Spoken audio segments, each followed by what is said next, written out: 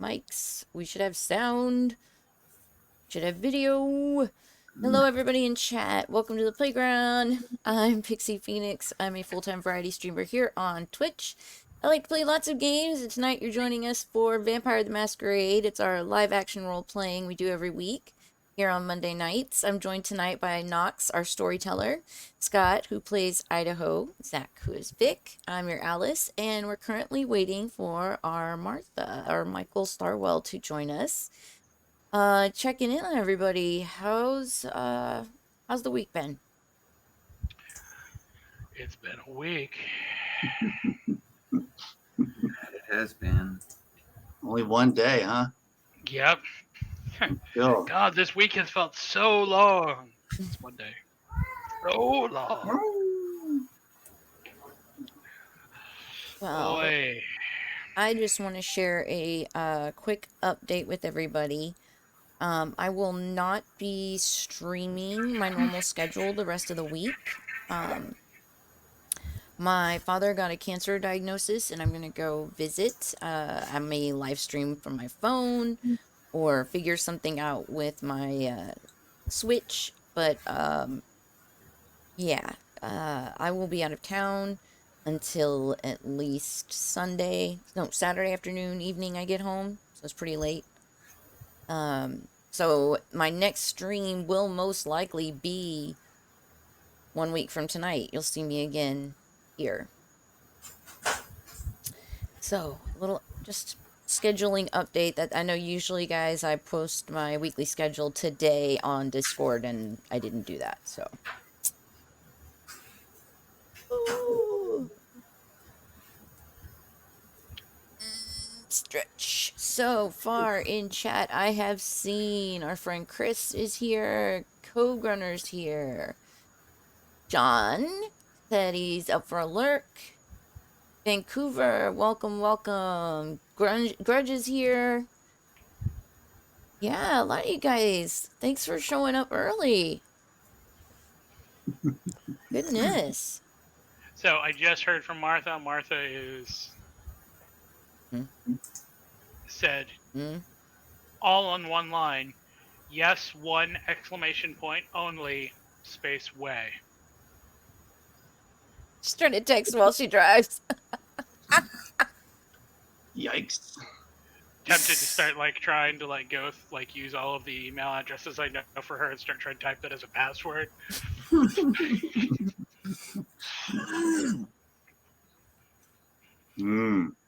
But so no,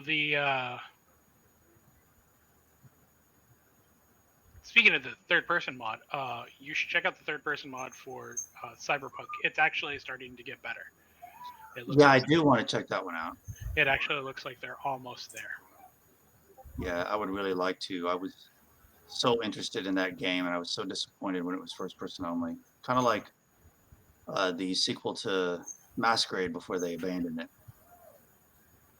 It hasn't been abandoned. It's being retooled and redone, but they don't know.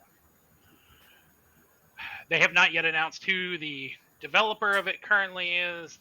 They have not announced when there'll be a release date for it. So Bloodlines 2 is TBD. I'm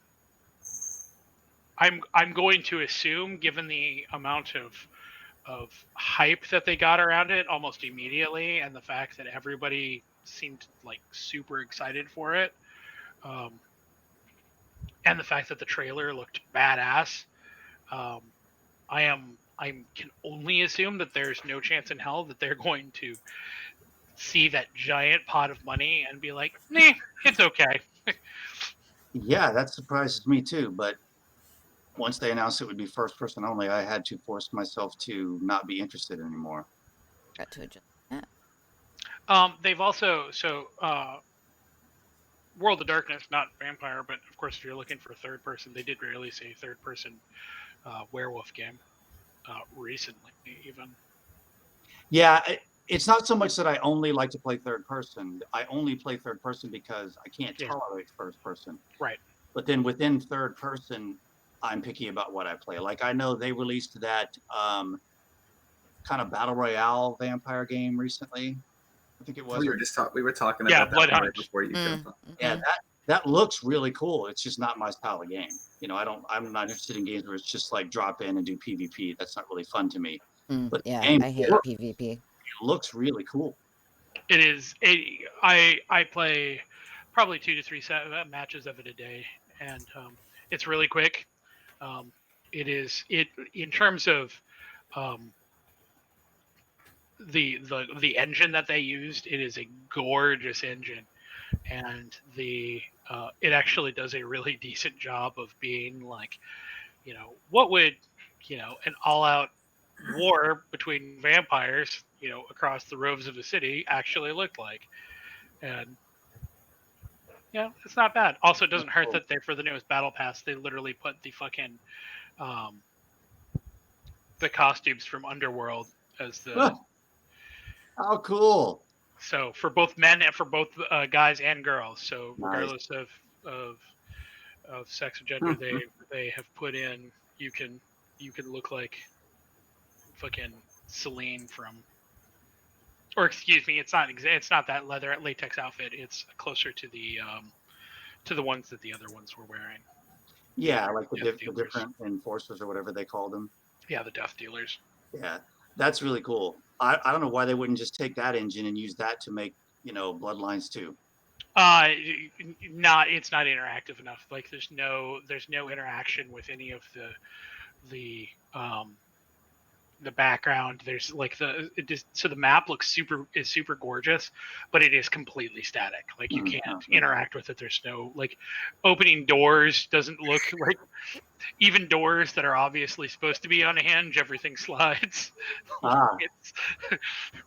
It's not designed for the type of interactivity or too bad. But it is a gorgeous engine. Well, it'll just be another game I'll have to make myself lose interest in, even though it's right up my alley otherwise. But I heard that about the first one. I remember I was watching the development of the first one. And at some point they said it was going to be first person only. And I said, well, shit, there goes another one I can't play that I really want to play. So I stopped following it and just basically put it out of my mind. And then years later, I heard, oh, yeah, you can play third person. They decided to go ahead and make it a third person as an option. And I went, what? And so I played You should have kept following. You would have gotten that update, man. But I played it years after it was released and just fell in love with it.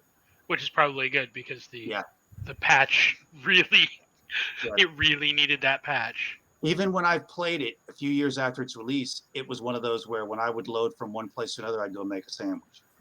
It did not start loading fast until I played it like on my current computer. So speaking of Bloodlines, just because I'm positive that you'll be like, what? And this is going to make a whole bunch of people go reinstall Bloodlines. When you get to the hotel, when you go do the creepy mansion thing, if you remember, in front of the hotel, there is a water tower there. There are explosives underneath of the water tower, and you can use your gun and shoot the explosives, and it will knock the water tower completely over. This wasn't patched in. This was in the original game. The entire water tower will crash over, and then you can jump onto the water tower and completely bypass the first level of the hotel. You don't have to. That's interesting. I never noticed that. Yeah, I played through that game at least 4 or 5 times. And I never noticed that. And then I saw the video of it, and I was like, "Wait a minute!" Yeah, and I feel like I'm pretty good the first time I play games at really exploring the environment to try to find all the options of things I can do. But I would also wonder if I would bother to skip the first floor of that mission, having the opportunity, because that is still one of my favorite ones. It still is one of the scariest moments of any video game I've ever played. Yeah, it is that entire scene, the whole thing. When you get stuck in the boiler room, and you can see the feet and the It just creeps me the hell out. That is such a great mission or quest for a video game. So, right on time.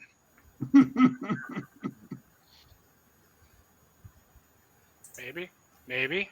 Thanks for Maybe. the alert, Grudge. Thank you. Maybe. Is somebody there? Hello? I had to reconnect like 4 or 5 times just to get my audio working right. Damn Roll20. I swear to God, I'm learning how to program right now, and I'm gonna fucking Make something bigger and better. I don't give two shits about bigger and better. I want functional. I want Right. something that just works. That's unrealistic, Knox. If you want to do it in Java, man, I might be able to help you out. Yeah. I want to do it in Elixir because that way it's gonna be super lightweight. Mm. I haven't messed with Elixir, but I could look into it. Yeah, do it. We'll start our own company. If you need any help in basic or turbo graphics, I'm your guy. And then you could make an interface that would actually work for PS4 for streamers that can't afford capture cards, because that interface sucks. Yeah, but that interface is provided by Sony. That's so not something. I was gonna say I can't. Yeah, but if they could see the value in bringing in a third party to make it something bigger and better, then they would get more eyes. Nobody wants a PS4. They're trying to sell PS5s. Right, but make it work on both. Calm down, Radical.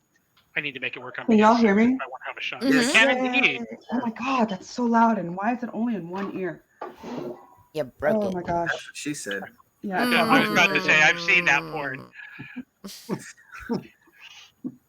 And we start the kink bingo early. Right off strong.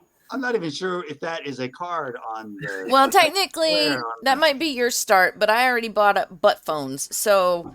Yeah, I could see gonna that say- one. Talking on the butt phone. That's phone, right. Talking on the butt phone.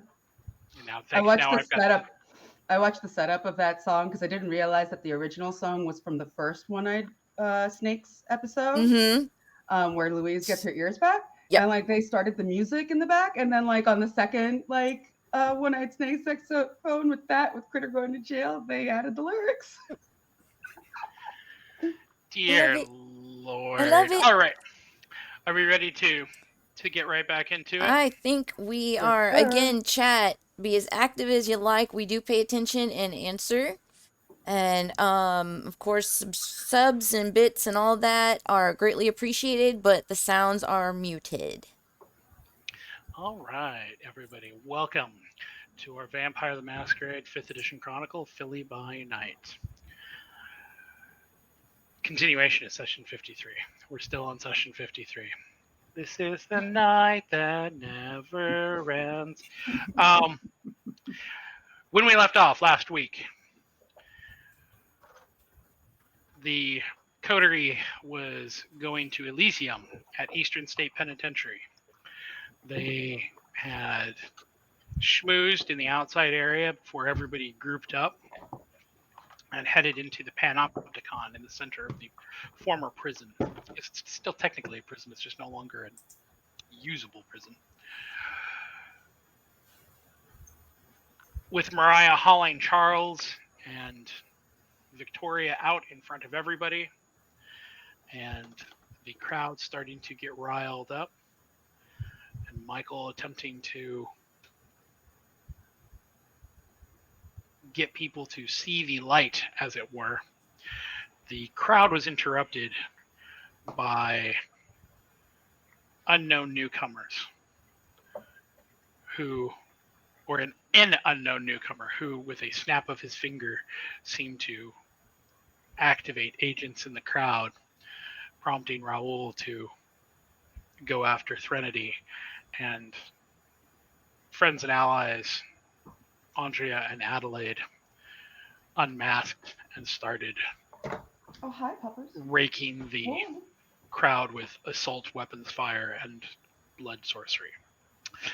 Meanwhile, elsewhere, as Alice and Ruby attempted to get to the server room to make sure that everything went off without a hitch, they were ambushed by Shaw. And All the hitches. And after a very, very near final death for our Malkavian, she was saved by Shaw's arrogance and Ruby's willingness to sacrifice herself. But at what cost? Mm.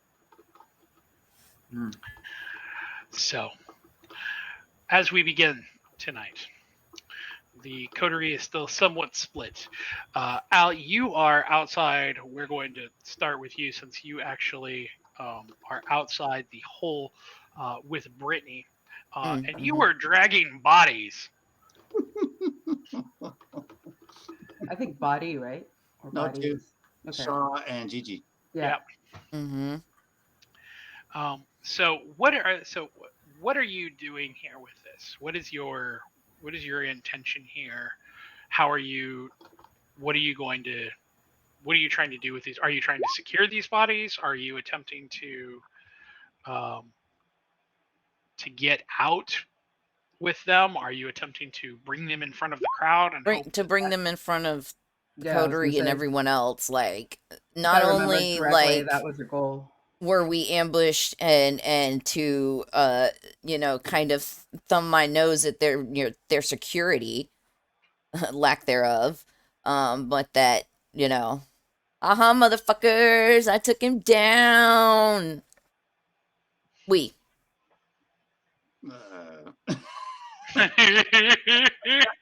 Like, here's your big bad scary. Here's Mhm. the thing that could have fucked us all up. Yeah, Alizal. I killed Shaw and didn't even lay a finger on him.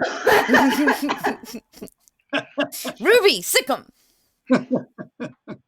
So you are attempting to head basically. So are you basically attempting to retrace your steps and then basically go back down that hallway into the Panopticon, which is where you left the rest of your coterie, or are you attempting something else? Is there a faster route? That is the most direct route. Okay. Probably then. Okay, so you would be walking down, and it would probably be at this point that you would notice that the guards that are down that hallway, the very few that there were, are now taking defensive positions, and you can hear both gunfire and the steaming sizzle as someone is getting braised. I guess it would be braised from inside. It's a vampire barbecue. It'd be like if you took a lobster, but the lobster, you'd have to get the skin. Never mind. So what do you? So hearing this, Al, how do you approach this? What are you going to do?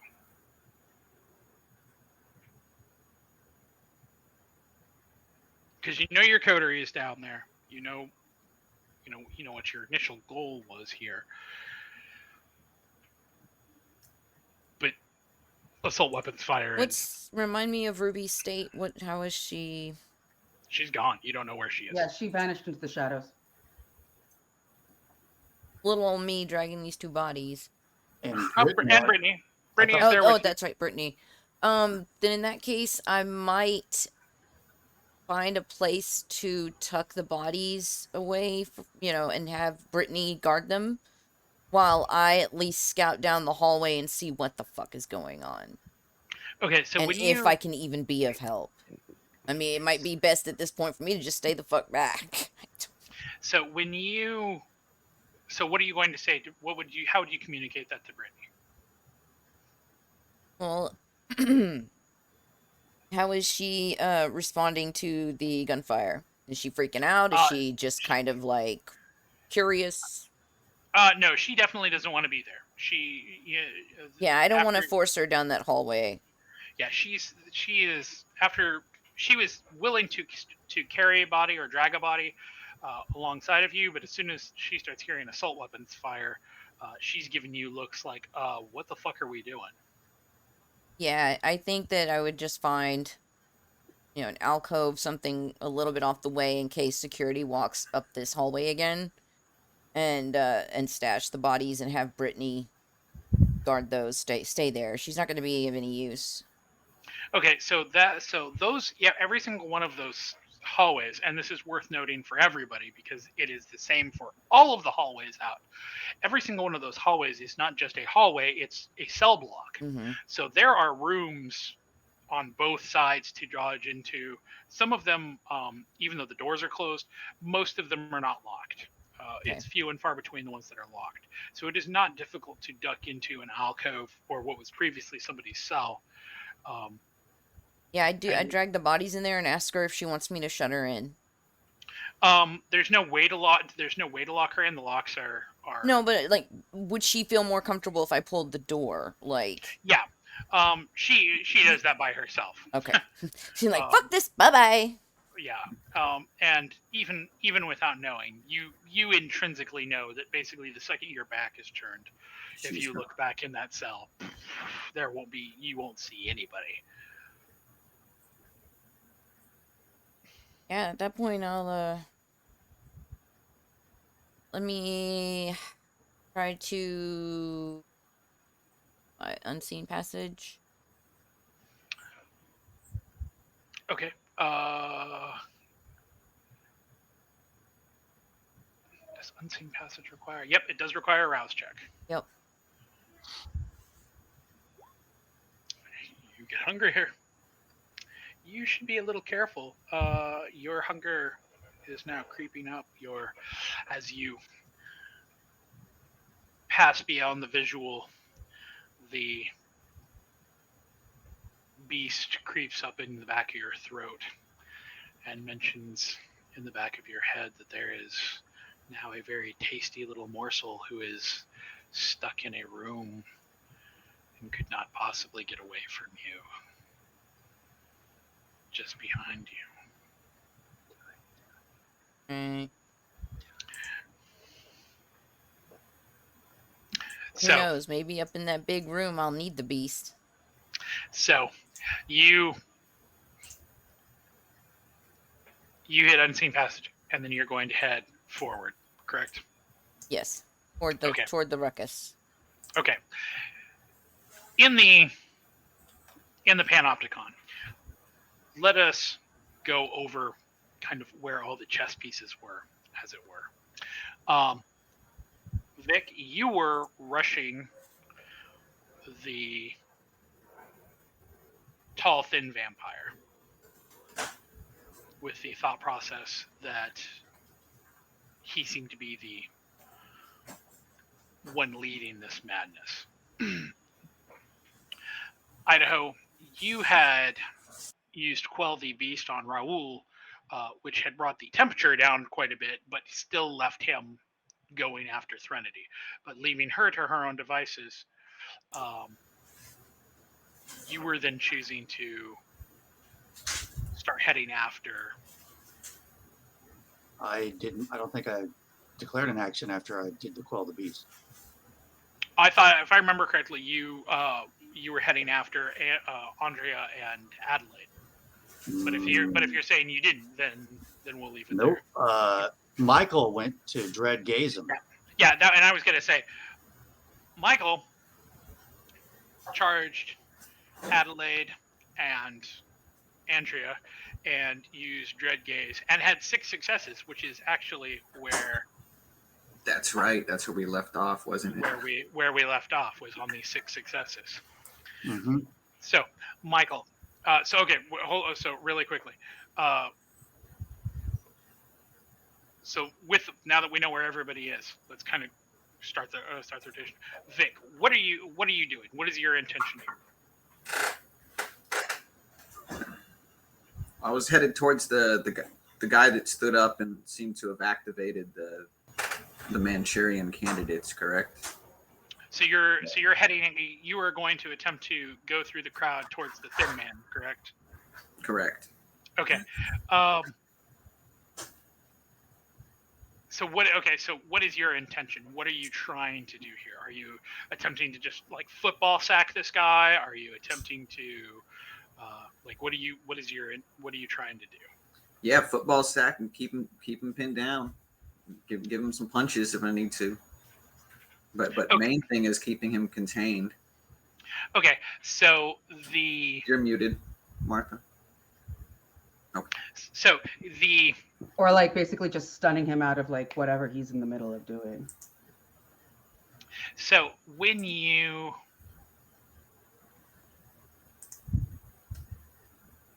go and run for him, he is very obviously kind of acutely aware that you are coming from him. But you see, Vic, as you're charging him, you notice that his vision, that he's kind of glancing in three separate directions. So you're running at him, he glances over and gets hit by someone else and knocked for an absolute loop, just sent sprawling, just pirouetting through the air. So someone else had the same idea and just got there first. When you look over at him, you've never seen this guy before. You've seen him, I guess I should rephrase that. You have seen him out in the courtyard. He was conferring with Renato and Imogen, but you have not ever interacted with him before. He is not nearly as tall as you are. He's kind of short, more squat, a little stockier, Latin, Hispanic, maybe even Puerto Rican, very, very dark-skinned, almost like when he died, maybe he had a tan and somehow managed to sustain having a tan through his death. With a very, very shallow goatee and kind of a crew cut. Very, very severe looking. He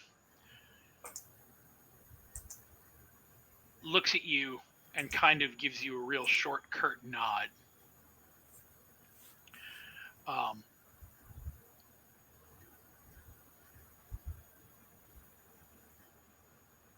And then proceeds to continue after him.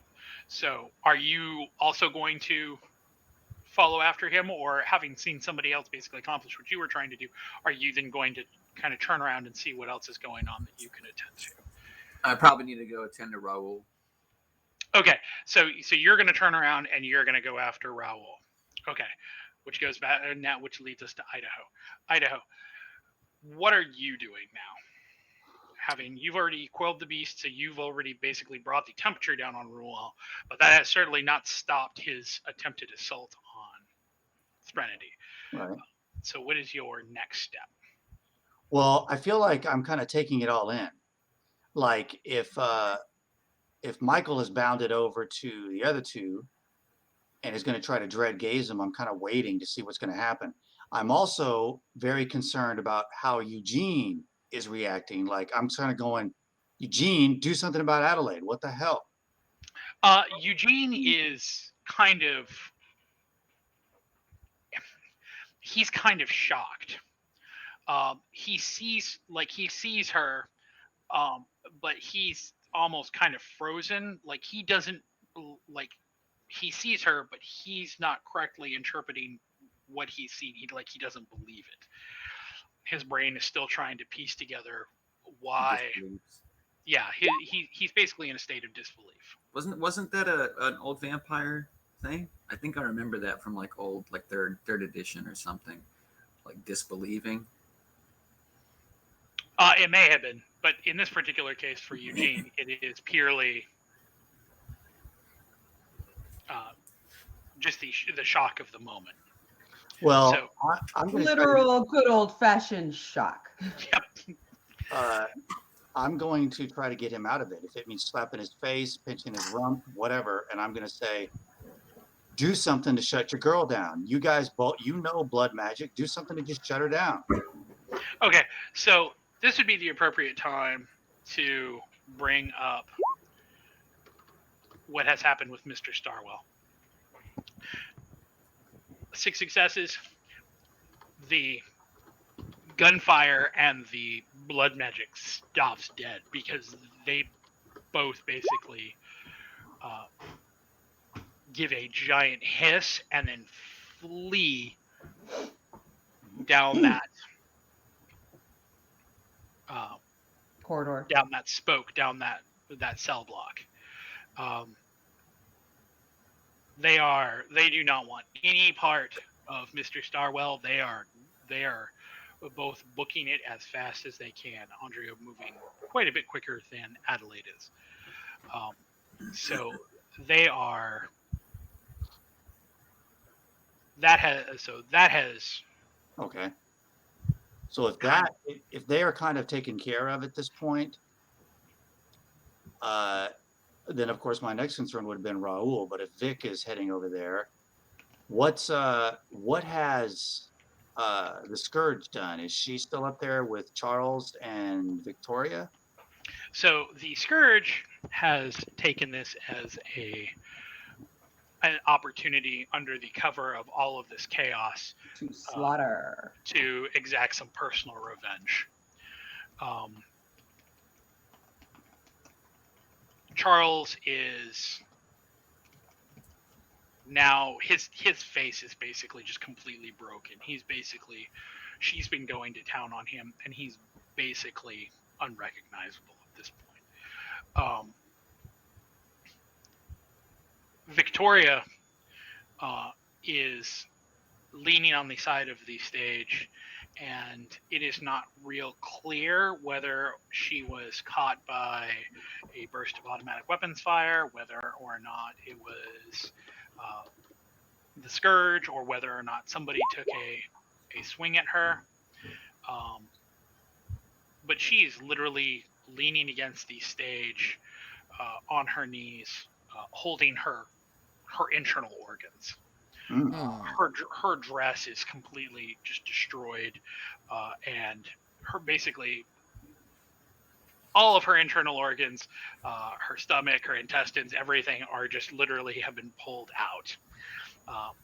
She is still, because she is undead, she is still quite alive, and she seems more like she seems more upset. Like she still has tears running down her face. She's still kind of mewling like a cat while she's trying to like scoop her internal organs back into her.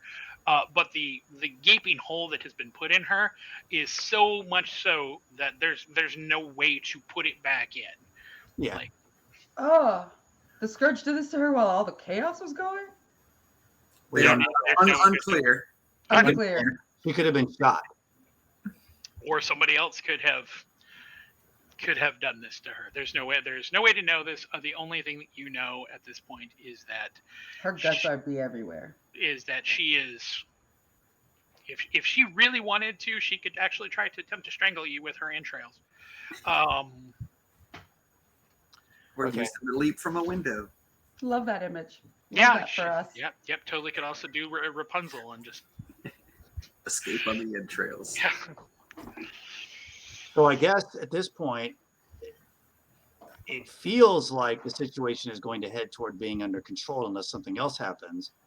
So I'm going to stay near the group. So at this point, the group is kind of spread out a little bit now. Yeah. So. And I'm not sure if I would be aware yet that Vic has changed his mind and heading to Raul. I'm going to head that way too and kind of try to help Trinity. Okay, so Alice, when you run in, you enter into the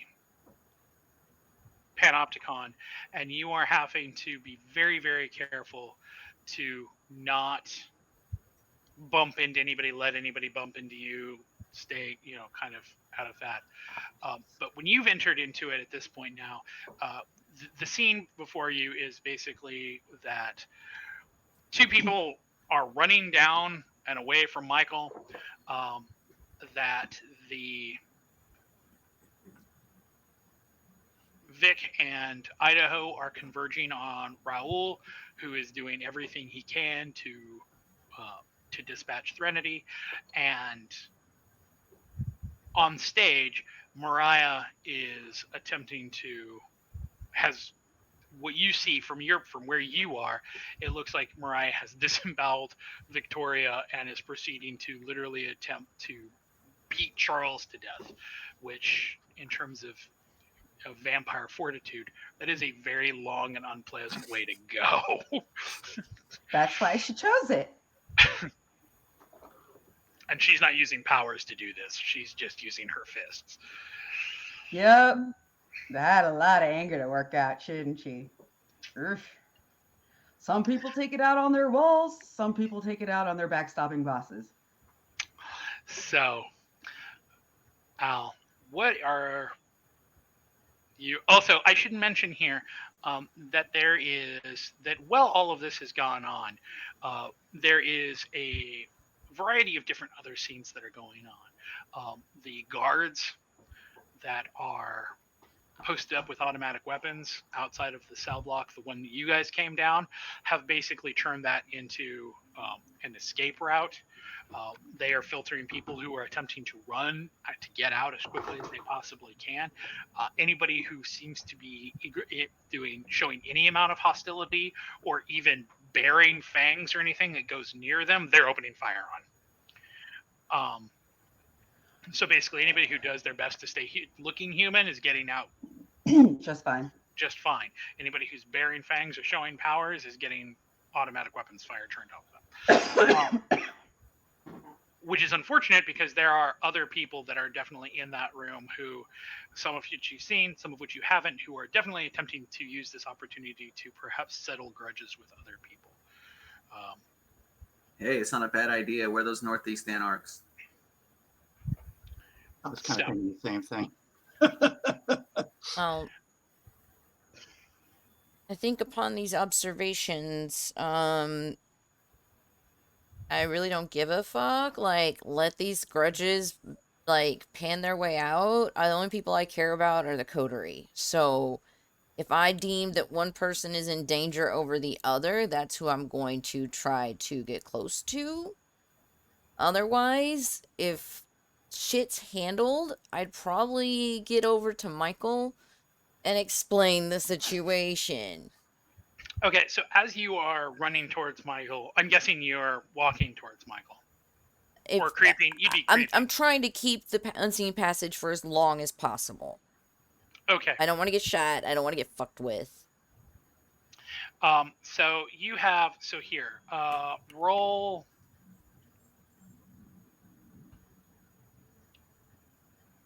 your, let's say dexterity and stealth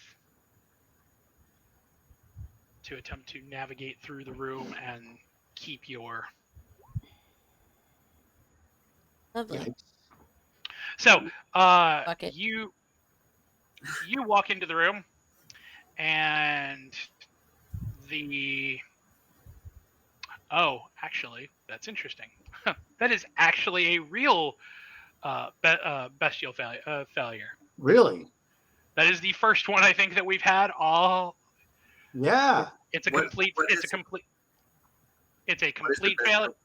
So her beast goes crazy. So what is considered a bestial failure is when you get 0 successes, literally 0 successes, and you roll a 1 on a blood die. Okay. Oh. So your hunger increases. Oh shit. I'd beast out anyway. No, not necessarily. So you're at 4, and as you good luck, everybody. As you come into the room, you are attempting to navigate your way through the room, and two kindred who you don't know are shoving back and forth, and one of them shoves the other one, and as they kind of stumble back, they stumble into you. Wrong day, motherfucker. So when they stumble into you, you feel your beast surge in your stomach, and the cacophony of voices is just so loud, and all you hear is your beast screaming at you, all of the voices screaming at you, being like, how dare they, after everything that you've already gone through, after all of these things that you've had to endure, and this is the final bit of insolence that you have to, the final indignity. So what are you going to do?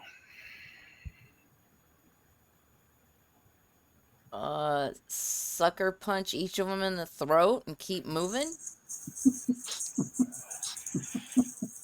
So you're going to actually attempt to attack both of them.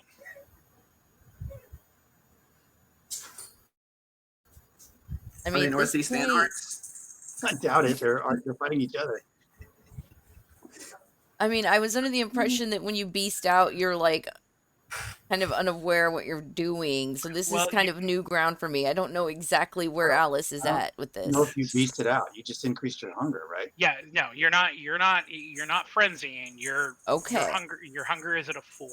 So when your hunger is at a 4, you're starting to get into kind of junkie-ish behavior. The only thing that you can think about is how much you want to feed. The only thing that is starting to become important to you is how much you need blood.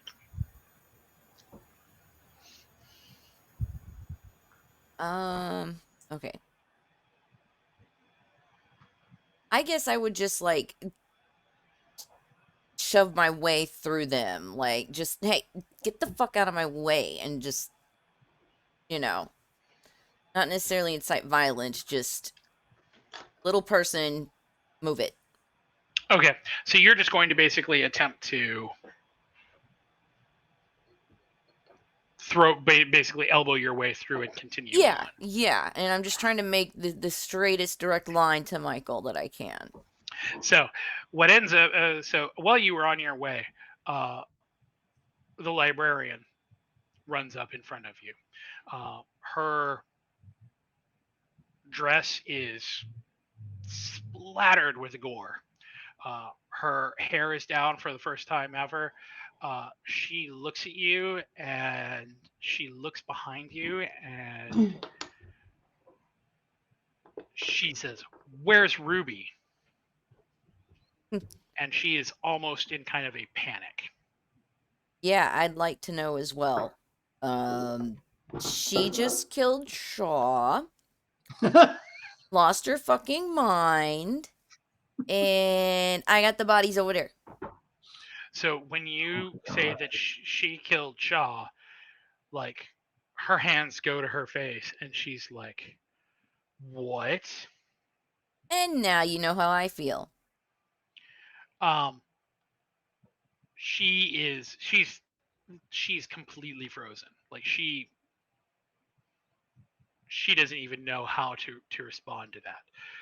So when you continue on to Michael, she's just standing there, just like kind of staring after you, like she's trying to process this. She looks in the middle of all of this chaos and bedlam. She looks kind of lost and alone.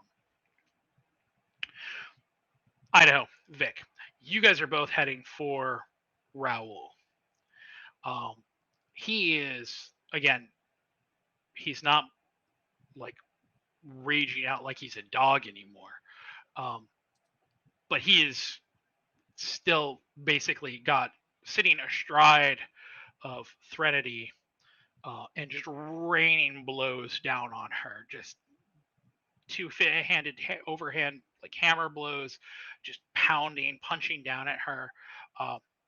she is not particularly trying to fight. She's like just yelling at him and screaming at him. One of her arms is kind of hanging at a weird angle. She's still using it to block, but it's pretty apparent that she suffered some sort of fracture on one of her forearms. Mm. And she is doing everything that she basically can to, with him over top of her, swinging, to block, to fend him off. And you can see the results of this conflict. There are literally craters on the ground underneath of him. He is very obviously not holding back here. So what are you guys going to do? Unless I am not aware that Vic is coming, I would definitely back off and let Vic take the first try at this. This is not I don't feel like I'm terribly equipped to handle this issue. I just was going to try to help because I didn't know if anyone else was around. So Vic is close enough that I can kind of realize he's coming, or maybe I'll even look for him. I'm going to let Vic try first, unless I could do another Quell the Beast. I don't know if that would have any effect. If you use Quell the Beast and it is, let me double check here.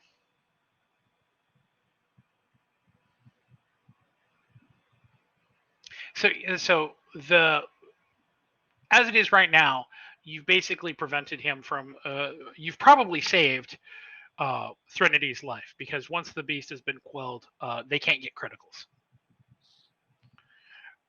So any successes that they might have had while he was hammering around would have only been successes. They would not have been critical successes. And in addition, they can't use any blood surges or anything like that. So you've Well, there's really no point to try it again. Right. So you've got a whole. So that's probably not going to do a whole lot in terms of other disciplines you have available to you. You know as a fact that if you could use Animal Dominion and basically summon a giant horde of rats to shove him off if you really needed to. You could do any number of different, and again, keep in mind, as a Ravnos, you do get bonuses for doing the most daring and or stupid thing possible. So yeah, I realize I've got other options. It's just, if Vic is on his way and Vic is close, Vic is clearly better suited to handle this. So I would rather wait for him to give it a shot. And if he takes care of it, then I can do something else. Okay, so then Vic, you are charging. So how are you? Okay, so you've backed off of the Thin Man. You were heading to go help Threnody or deal with Raoul, depending on how you want to look at it. So what are you doing? Main thing is to get Raoul off of her. And if Idaho is close enough, I can communicate to have him get Threnody out. That way, we can at least keep them separated. Yeah. You get him off of her, and I'll try to pull her to safety. Yeah. Okay, so you're basically going to actually attempt to grab him and yank him off or throw him off, and have Idaho drag Threnody out, correct? A sleeper hold or something. He doesn't. I know he doesn't breathe, so go to sleep. But at least restrain and pull off. And and I will also give you this bonus. You are going to get since you're coming basically from behind him. He doesn't see you coming. He is single-mindedly attacking Threnody.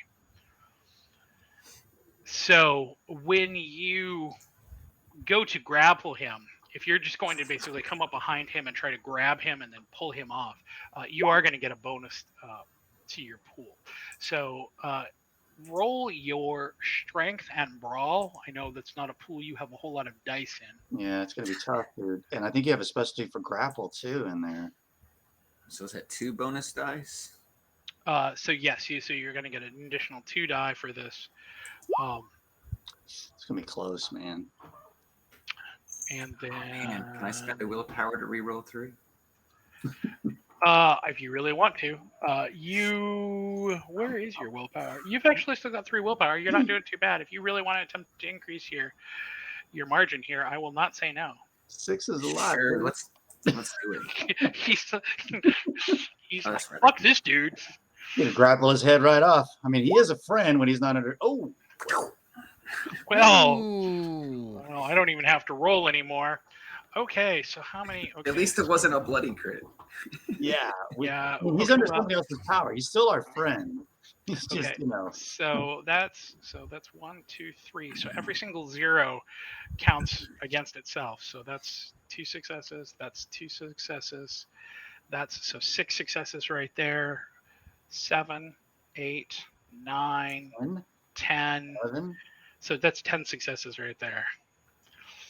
I can't his pool is he does not have enough dice in his pool to successfully overcome that, even if he was able to get crits. So, what is you're just attempting to restrain him and drag him off? Yep. Okay. So when you come up behind him, you get him in kind of like a half Nelson sleeper. You've got one arm locked up and your other arm around his throat. He is attempting to, with his free hand, to swing at you over his shoulder, swing at you behind.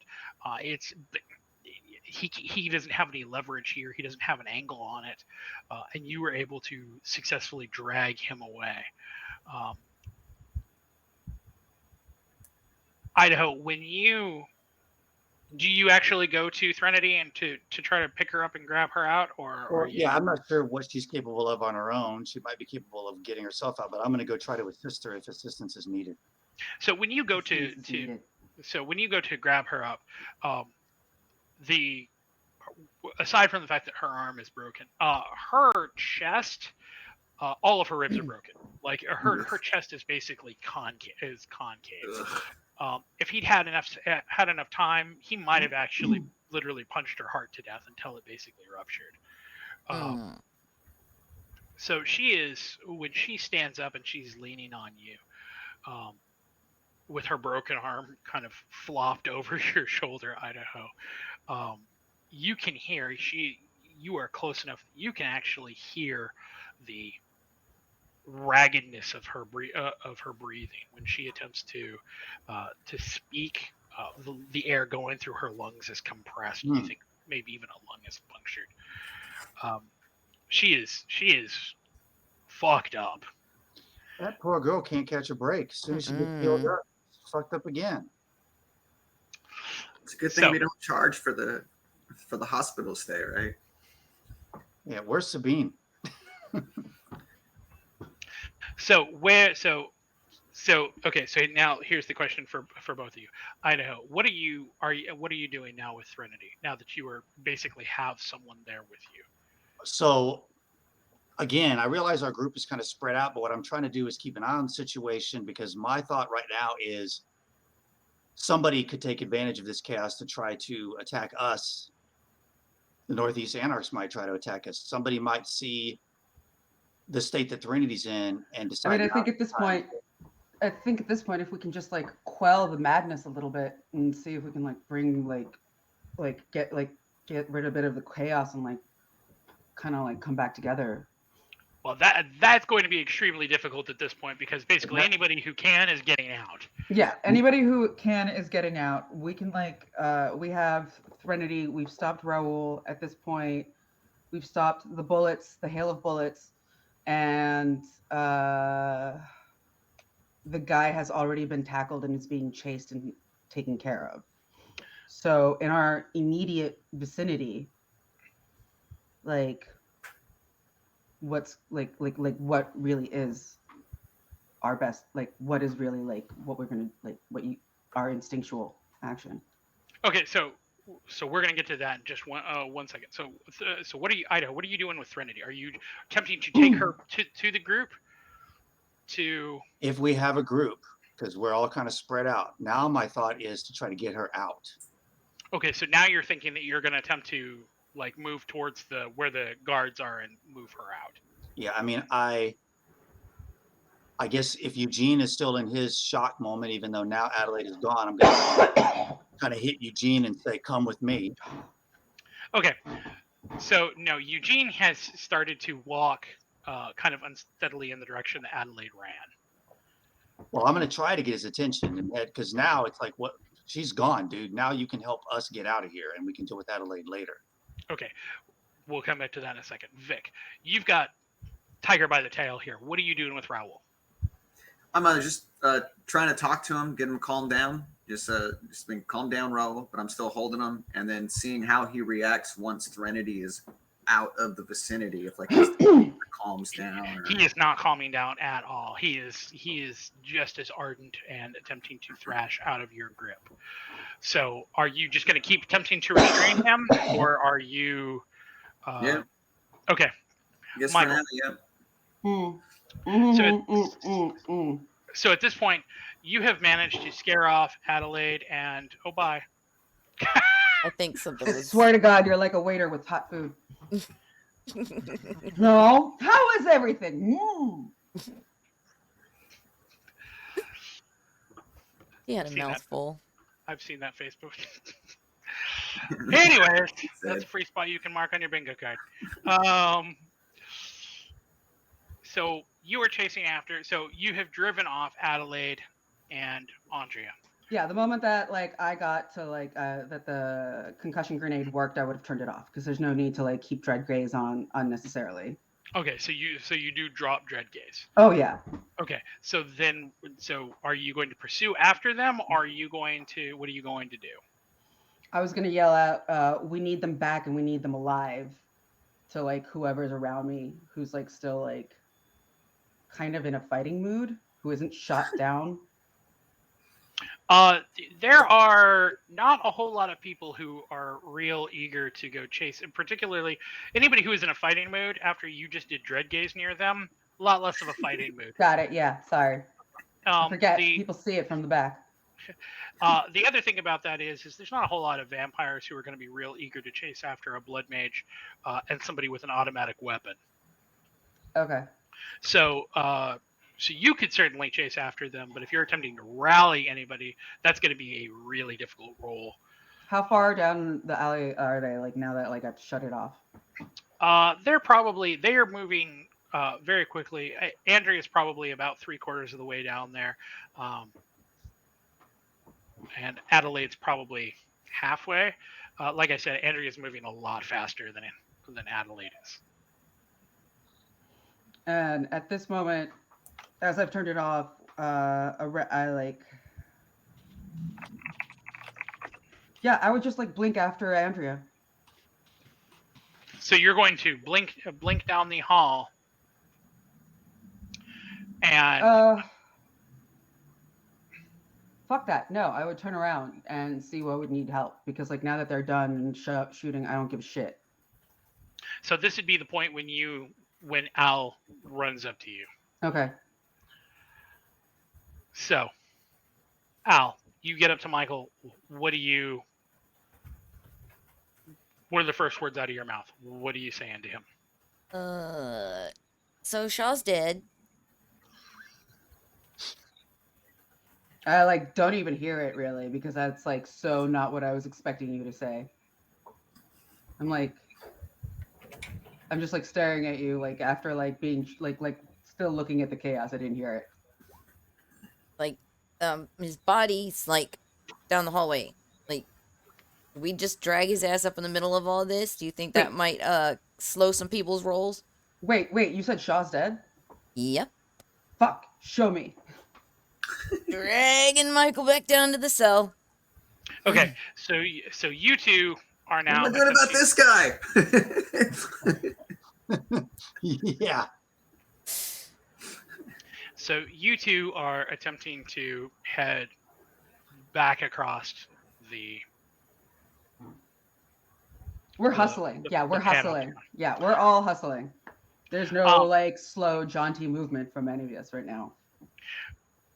This would be the point when you hear a ripping sound. It sounds like metal shearing or a pipe just being ripped into.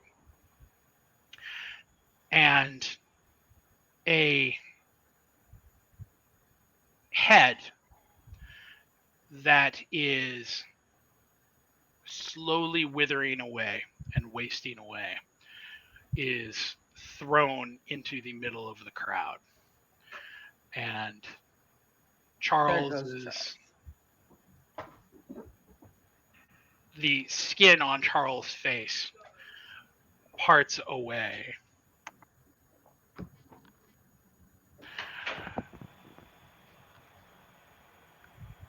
And it just, as he instantly ages, you watch as he goes from being a middle-aged man to an older man to incredibly Crypt old. Keeper. Yeah, to the skin just kind of just churning to like Oh, you're talking ashen about paper. Prince Philip. Yes. Younger though. And it just, the skin just peels away from the skull and leaves a kind of grimy, like calcium deficient skull that lands on the ground and just kind of clatters apart. With Mariah standing on stage holding his slowly again desiccating body triumphantly. Nice. One down. So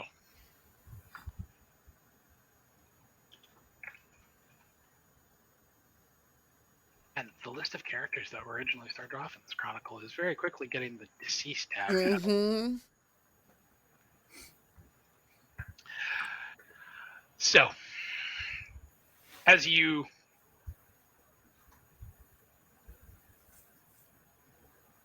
head down the hallway, the two of you, and get to the cell, Brittany opens, when she must have either seen or heard you beforehand, because she materializes out in the hall and opens the cell for the two of you and quickly is kind of like, get in. Mm-hmm. Michael, when you enter the cell, there are two bodies in the cell. One is a fairly well-dressed Nosferatu, who the remains of the body are not quite as withered as Charles's were, but has a fairly large hole basically going through where about one of the eyes would have been and out the back of the skull. There's no skin on it. It's just completely desiccated down to a skeleton and ash. The other body could even pass off as human. Shaw is utterly white, even for kindred. There is no blood in his body. He's been completely drained. He has, unlike the other kindred who you've seen die tonight, his body has not undergone any sort of rapid aging. Is that typical of what happens when vamps get diablerized? That tends to be more indicative of how old they were. Okay, so this is like saying like Shaw was super young comparatively. So you have two bodies now. Gigi's is going to be damaged if we move it. I just grab Shaw and start running back. So you're going to actually grab up Shaw's body and start running back into... Yeah, into the shitstorm. And on the way, I'm explaining, like, made it to the room, being debriefed. Yeah, there was the guard apparently killed the guard, ended up being Shaw, shot Gigi in the face. Brittany came out of nowhere. Ruby's MIA completely. So, After Diablerizing Shaw. yeah. Okay. Shit. Let's not bring Ruby up if we can avoid it. And at this point, are we getting close into like the foray? So okay, so I want to make sure that the communication that you are giving to Alice is I want to clarify on that. So you're telling Alice not to bring up that Ruby was the one who killed Shaw. Or the least we can give about Ruby, the better. Like that she's missing and has all Shaw's powers. Not necessarily something we need to share right off the bat. But Okay. so like again, just as it's like like on a need to know basis. We'll play this on a need to know basis, but you're sure that Shaw shot Gigi? Yeah. Sorry. I still have the Course you ringing are. in my ears. Damn. Sorry, stupid. Yes, let's go. How close are we to the door? You were about to head in. I did have another question though. Al, Okay. did you keep the gun? Oh, yeah. Okay, so you still have the very large hand cannon. Yeah, I would have. Well, wait. I thought you said it was a semi-automatic. What? No. Okay. Either way, yeah. It If was not I- an automatic pistol. It is a semi-automatic pistol. Pistol. But it is, Okay, then yeah, I would have, found some way to strap it to myself as I'm dragging bodies. I'm dragging one. Yes. In the pants. That's going to have to be a hell of a belt loop, as that is a hell of a piece of. Well, now that you've spit acid down the barrel of it, it's probably less functional than it would be otherwise. Still makes a good blunt object. You're probably not wrong. Evidence. It's evidence. This is true. What was the line from Snatch? It's heavy. If it stops working, you can hit them with it. Wait. So you guys burst out into the center of Panopticon. How are you going to make this entrance? I'm gonna yell. Ding dong, the witch is dead. Yeah, Charles is dead. Charles is dead, and so is Shaw, and like throw the body in the middle. So you're going to Charles's head. So you're just going to basically run in and scream this, and then throw the body into the middle of the room. Right.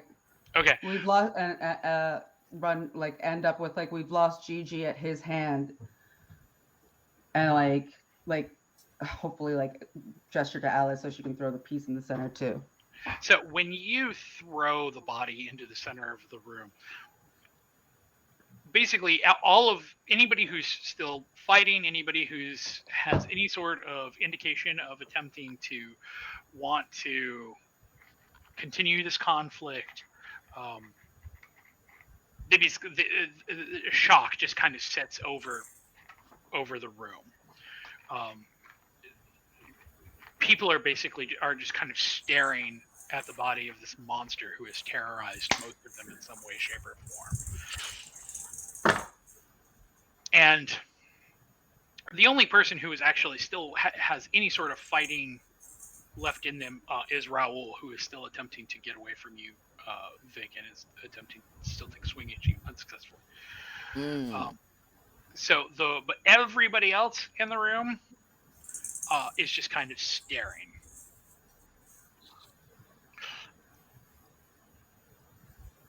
If I can see Al, I might yell for Al and be like, hey, I might need some help over here. Okay, Idaho. Before any of this happens, you're attempting to get to move with Threnody. Eugene is going to start walking down the hall. What are you going to say to him, or what are you going to do? Well, I'm curious about a couple of things. Okay, go. Where is Sabine? You don't see her in the room. What has happened between the thin man who started all this shit and the guy that was going after him? In the crowd, you would have. He's gone.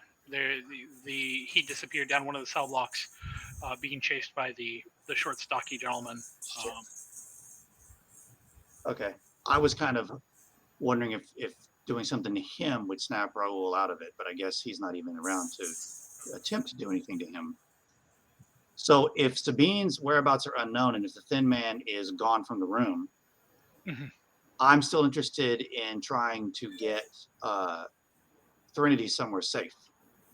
Okay, so then you're going to take Threnody out the cell block where the guards are and start to walk her. So it hopefully during this time I can maybe pass Michael and Al. Are we kind of going down the same hallway? No, you're actually so the hallway that's going out the front is going literally in the opposite direction. Okay. There's 8 hallways, unfortunately. Yeah. So is did Eugene stop to help? Is he like coming along with us?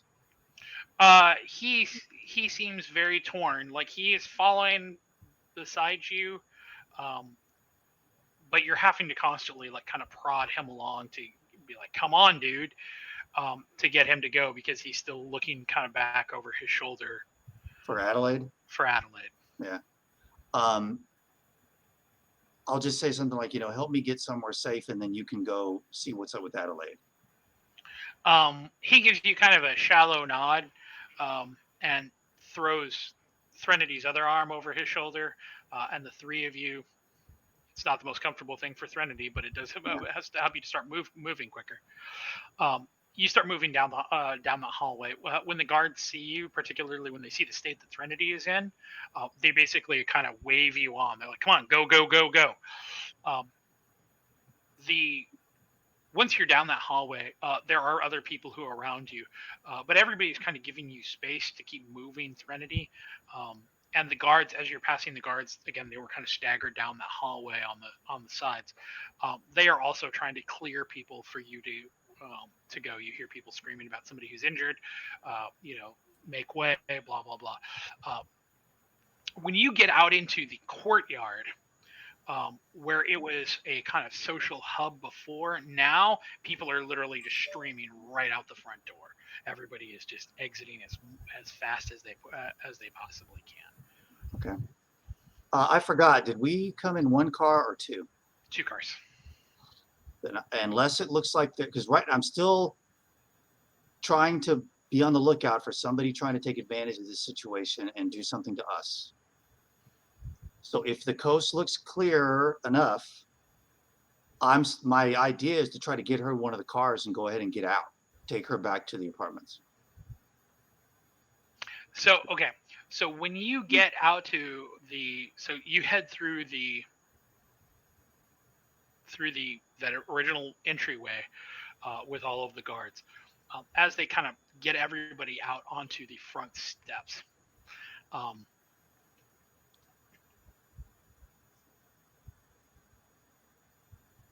There are police helicopters. There are police who have put up basically at every side of the block, have yellow tape and cordoned off the area, but they're not hassling anybody. They are cars. They were keeping the kind out. The food from finding us. Cars are coming up. People are getting into cars and speeding off as quickly as they possibly can. So you have a pretty clear from where you parked. You can definitely get back to your car. And we came in 2 cars. I know that we loaded up one of the trunks with weapons and such. Did we do that to both or just one of them? Just the one. So I'm not going to get into the weapon car. I'm going to get into the other car. So you're getting into your hearse. Yeah. And I'm going to get Threnody in there. And then I don't know if this is going to do any good, but I'm going to get my phone and I'm going to try to call Michael or Al or somebody to see if they'll pick up. Okay. We'll hold off right there. Okay. Vic, what are you? So you have called over to Al. Al, do you go over to to Vic to help with Raoul, or are you sticking with Michael, or are both of you trying to come over and?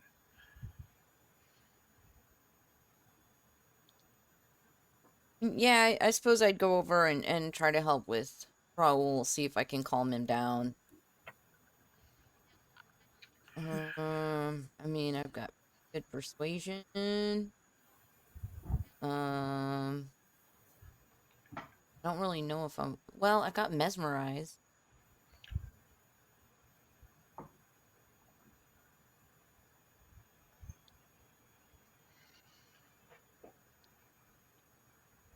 Yeah, I think I would... Am I thinking correctly? I wouldn't want to demontate that. Can you would cloud memory do anything? We don't want him to forget anything. He needs to know what the fuck he did.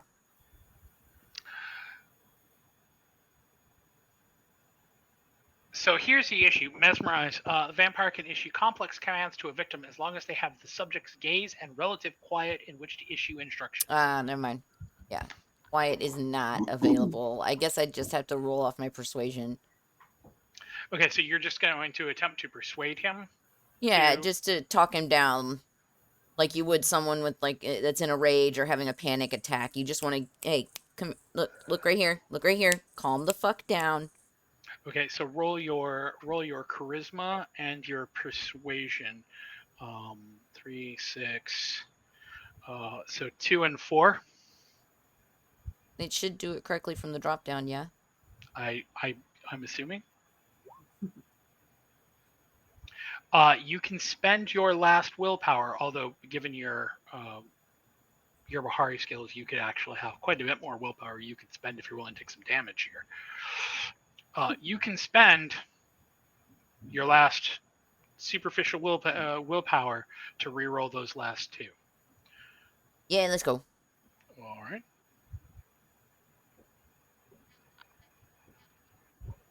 Roll 2.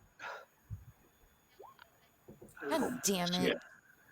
So you Oof. win. Not looking good.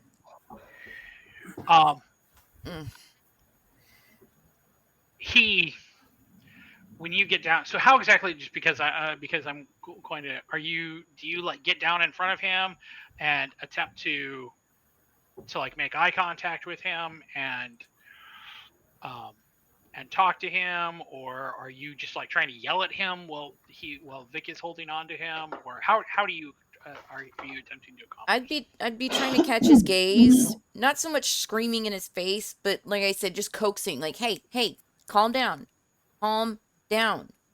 So are you like trying to like grab onto his face and get him to try to look at you, or are you like, how are you doing this? No, I don't want to put hands on him just because I don't want him to lash back. But again, like, I'm using my hands, I'm being very animated, I'm trying to get his focus. He is not focusing on you. Yeah, not with that roll. I'm invisible. All of his focus is purely on Vic. So at this point, more and more people are starting to, now that the shock about Shaw has kind of not worn off per se, but is kind of brought the temperature of the room down. People are noticing that there's still one dude who is in the middle of everybody, who's still raging out, and so more and more people are starting to turn their attention towards Vic.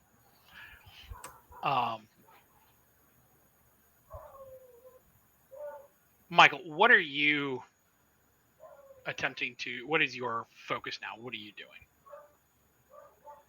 You're muted. Still muted. So now that I did. I was just on the chat, so like I had to. Anyways, so now that everything else is kind of quieted down, and I see that like Raoul is still like going ape shit in Vic's hands, I'm gonna like go and support Al and see if I can do a daunt in his face. Okay, so you're going to attempt. And I'm gonna turn Vic to face the rest of the crowd, just only he. And I'm like, everybody close your eyes. And just like, yeah. I'm gonna try and daunt him out of the bloodlust. Okay, so you are going to.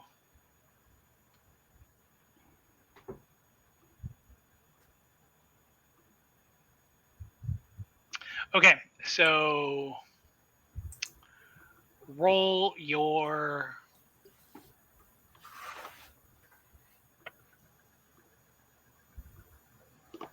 Okay, so you are the system is you add the user's presence rating to any intimidation rolls. So you're basically going to use daunt and then attempt to intimidate him into complying with you? Yeah, I'm just trying to like snap him out of it since like Al couldn't. Okay, so if you're attempting to intimidate him, that's going to be your manipulation plus your intimidation and add your presence. Okay, hold on. I did not manage to copy my rolling scripts, so. So manipulation is 2, your intimidation is 1, so 3, your presence is 3, so 6, so 5 and 1 is your pool. I should have used my intimidation. Since I just put some points there. Here we go. Oh! Okay, do you want to spend a die to re-roll up to 3? Yes. And I will do all 3. Yes! Oh, nice. Okay, so on that many successes, he's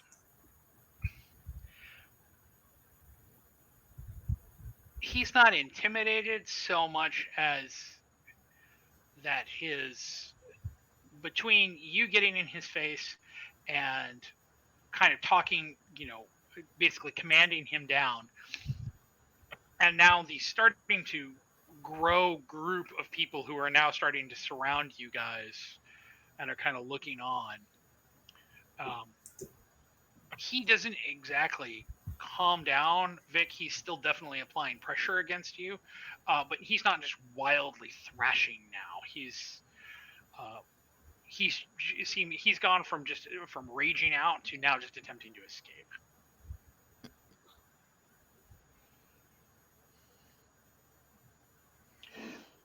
So at this point, the room has de-escalated. Idaho has managed to get Threnody out and is calling you and is sending you guys a text. Vic, you're holding on to Raoul. What the fuck is going on with this? And the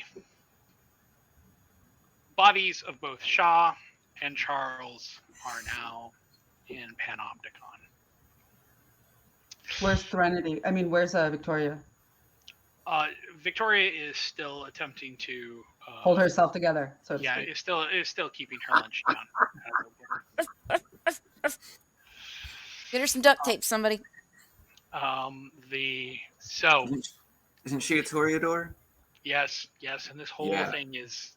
Yeah, she's so vain right now. That's all she cares about is just trying to get everything back in working order. She's so out of shape right now. Ugh. Nobody can see me this way. Yeah, out of shape is certainly an excellent descriptor for her right now. So, with this said, this seems to be an excellent point for us to go take our bio break. We will be back in 10. All right, everybody. Keep your intestines in, everyone. I just want to say thank you for the raids from Game Girl and Oscitator. Some awesome streamers. I have given them shout outs in the chat. We're going to take a quick bio break, so everybody stick around and we'll meet you back here in a few.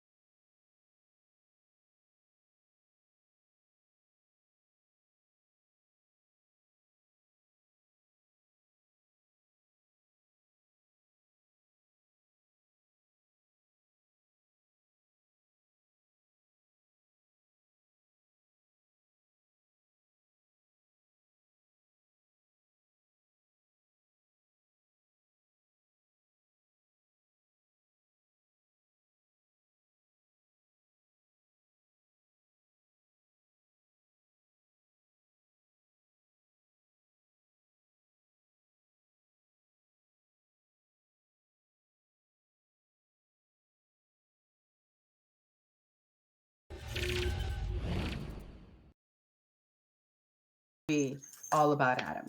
That's all I All have to say. right. Oh. We're back. We're back, everybody. Welcome to the playground, all you raiders and all you lurkers. We really appreciate you being here with us on our Monday night Vampire the Masquerade Philly by Night role-playing session. I'm joined tonight by Nox, my storyteller, Skot, who plays Idaho, Zack is Vic, Martha is your Michael, and I'm your Alice. And we're gonna jump right back into things. Before we start, I just want to say that there's a reason why after that, why that was Aaliyah's last movie, because she did that. She was like, I can't top this. And then that was it. Oh, we went there. She went Okay, there. I'm sorry. I have to throw a flag on the play. Her, Yeah. her On the play. career killed As itself. somebody, no, I'm so sorry. Let's give her a little break, okay? This 14-year-old girl who was married to R. Kelly. Oh, Aww. Yeah. So he's the one Come who made on. her right. Age is nothing but a number. He married her at 14. yes, we She all actually know. divorced him and still managed to have an amazing career. And the poor girl went out in a really bad accident before anything else could happen. Well, Because what she color her was eyes were, right? unequivocally the best part of that movie. Well, you know what color her eyes were, right? The soundtrack was the best part of that movie. Uh, Her eyes were blue. One blue this way and one blue the other. All right. Can we get another flag, ref? Cut. yes. Cut. Yeah. Cut. Red card. This is a red card. Ejection. Missing the next game. So, I mean, we don't want to that was no, guys. I warning. mean, like dead baby jokes were better than that. Just. so welcome back to Vampire the Masquerade 5th edition, Philly by Night. Dead baby Start this one off. edition. Dude, Start- like seriously start- though, start this Aaliyah one and off. Selena were the same. Start this one off a little dark. Oof. Ugh, Just- we got somehow darker in our break than the game did. Okay, so I don't know how we did that, but we did that, y'all. Because we're I know, fucking I'm- talented. I know. I walked up after. We all have so many problems. I walked up after in the break, and my wife looked at me, and I said, "Yep, I killed them all." She went, "Really?" I went, Not this time. I tried real hard though. So, when we come back together, at this point, the remaining people who are there come down to a few key players. Everybody else is gone. We'll go over the really obvious ones first. Obviously, Vic and Raoul, Michael, Al.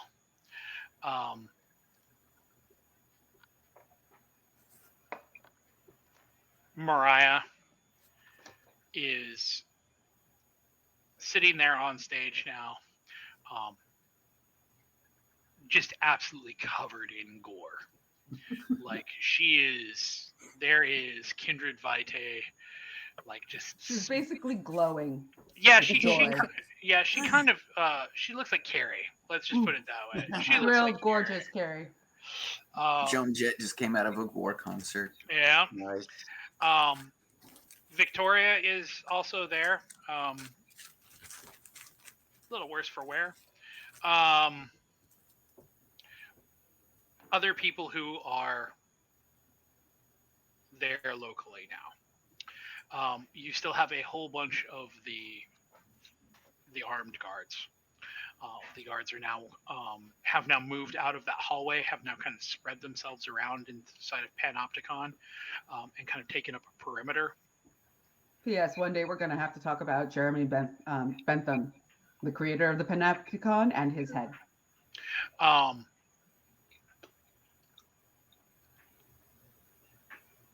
Who else on my list is still there? Bianca is still there. She has come back. She was not there for some of it. She has come back now, and is attempting to kind of get the guards to kind of fall into line here. There is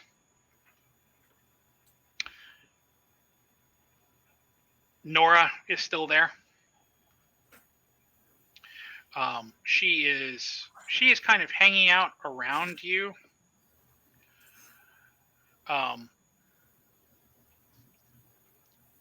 She hasn't really said much. She's kind of keeping to herself. But she's definitely standing with you guys, at least kind of a show of solidarity. Royce is there. Nora's from the farm, right?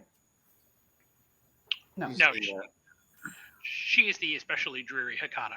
Yeah, yes. Thank you. Yes. There is also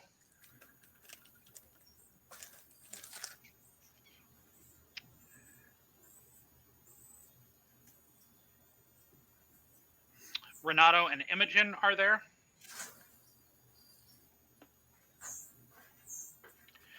As well as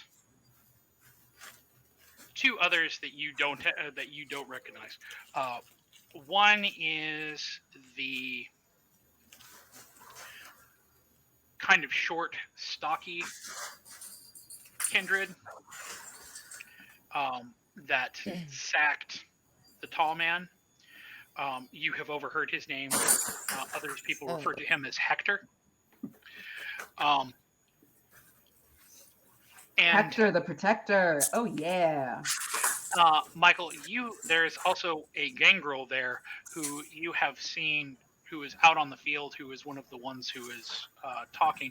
It's not the one that you talked with. His name is Valentin.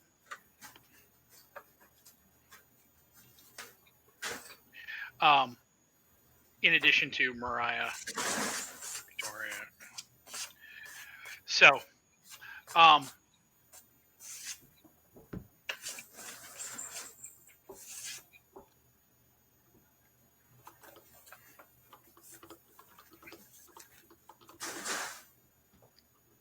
with this group, what are you guys going to do now?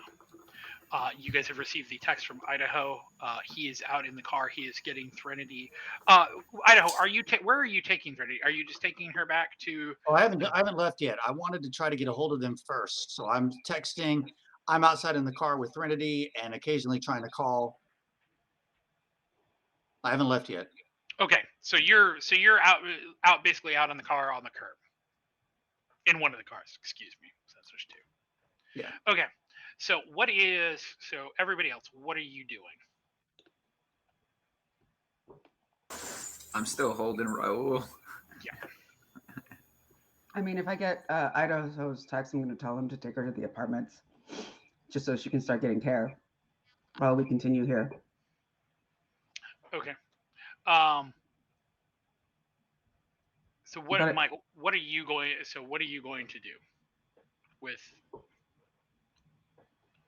So we have the attention of everything. We've managed to quell Raul to a point where it's not actively like disturbance. Right? Mm-hmm. Okay.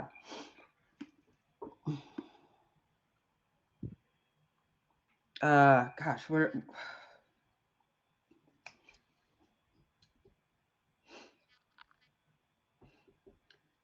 throw Shaw. I'm like, Shaw's dead. Call him. We've got everybody. We've got Victoria. And I'm like, all right. As of now, the would-be prince and the would-be tormentor are no longer an issue. We still have one party here to be taken care of.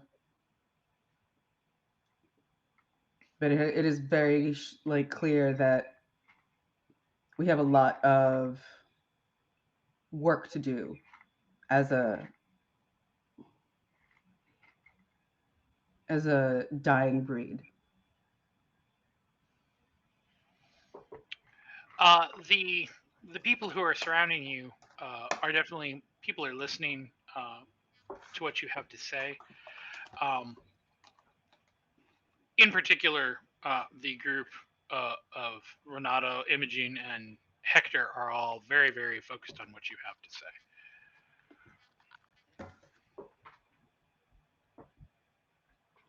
I'm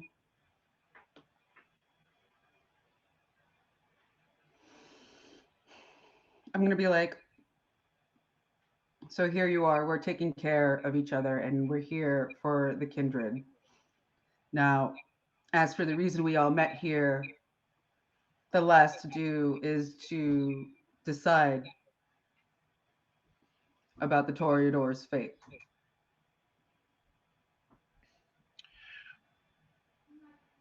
Before we continue that, Al, while this is all going on, what are you doing? I'm just observing, trying to, kind of follow Michael's cue at this point, waiting You're to not licking see. up blood puddles. Yeah, I'm gonna like go ahead Um, and say like how much we've lost today to the Sabbat alone, and then to still have to finish up taking care of our own of other treacheries imposed on each other. So when you say that, Renato steps forward. He goes, I could not agree more. He goes, this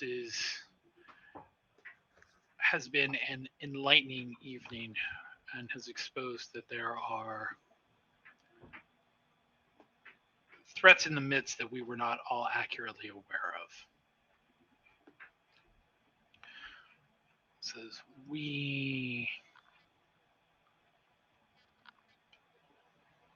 he looks at Imogen and then looks to you and says, unfortunately, I don't believe that this is going to be a situation in which we're going to get much resolved without a full accounting of the locals. He says, however,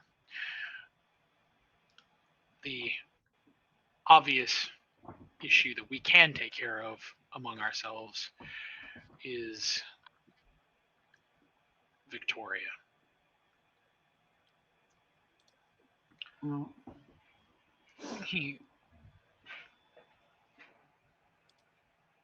He looks at her, gives kind of a sad look, and says,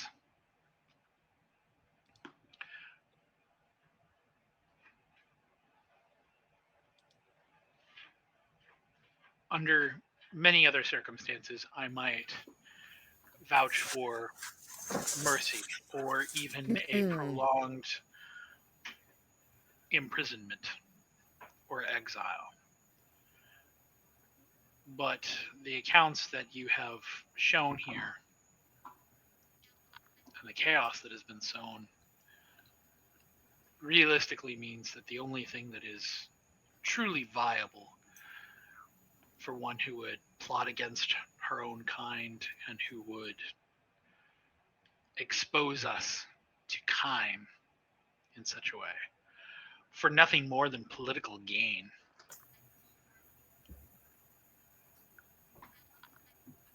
Says, I never want to choose this. Says, but it seems like the only option here is to show her the sun.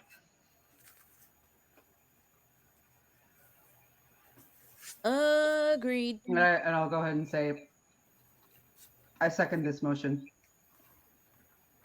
And I ask the crowd, all those present. I raise Raul's hand. That's not coercion in the slightest. I mean, at any of this conversation, does Raul at all calm the fuck down and just like start paying attention? Nope. I mean, No.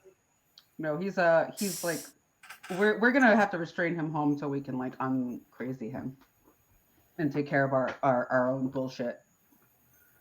I'm like, okay, all those who are present and in agreement, show hands.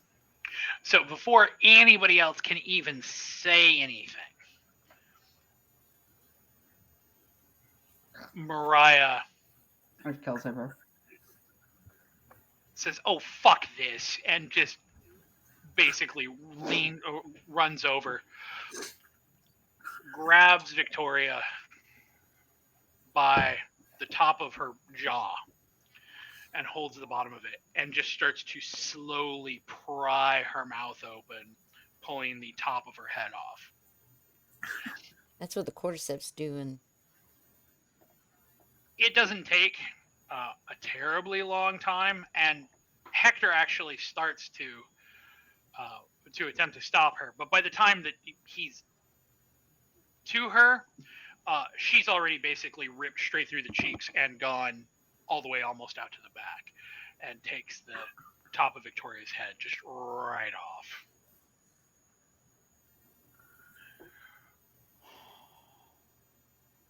Victoria's body, just like Charles, starts to deteriorate to ash very, very rapidly. It starts to age.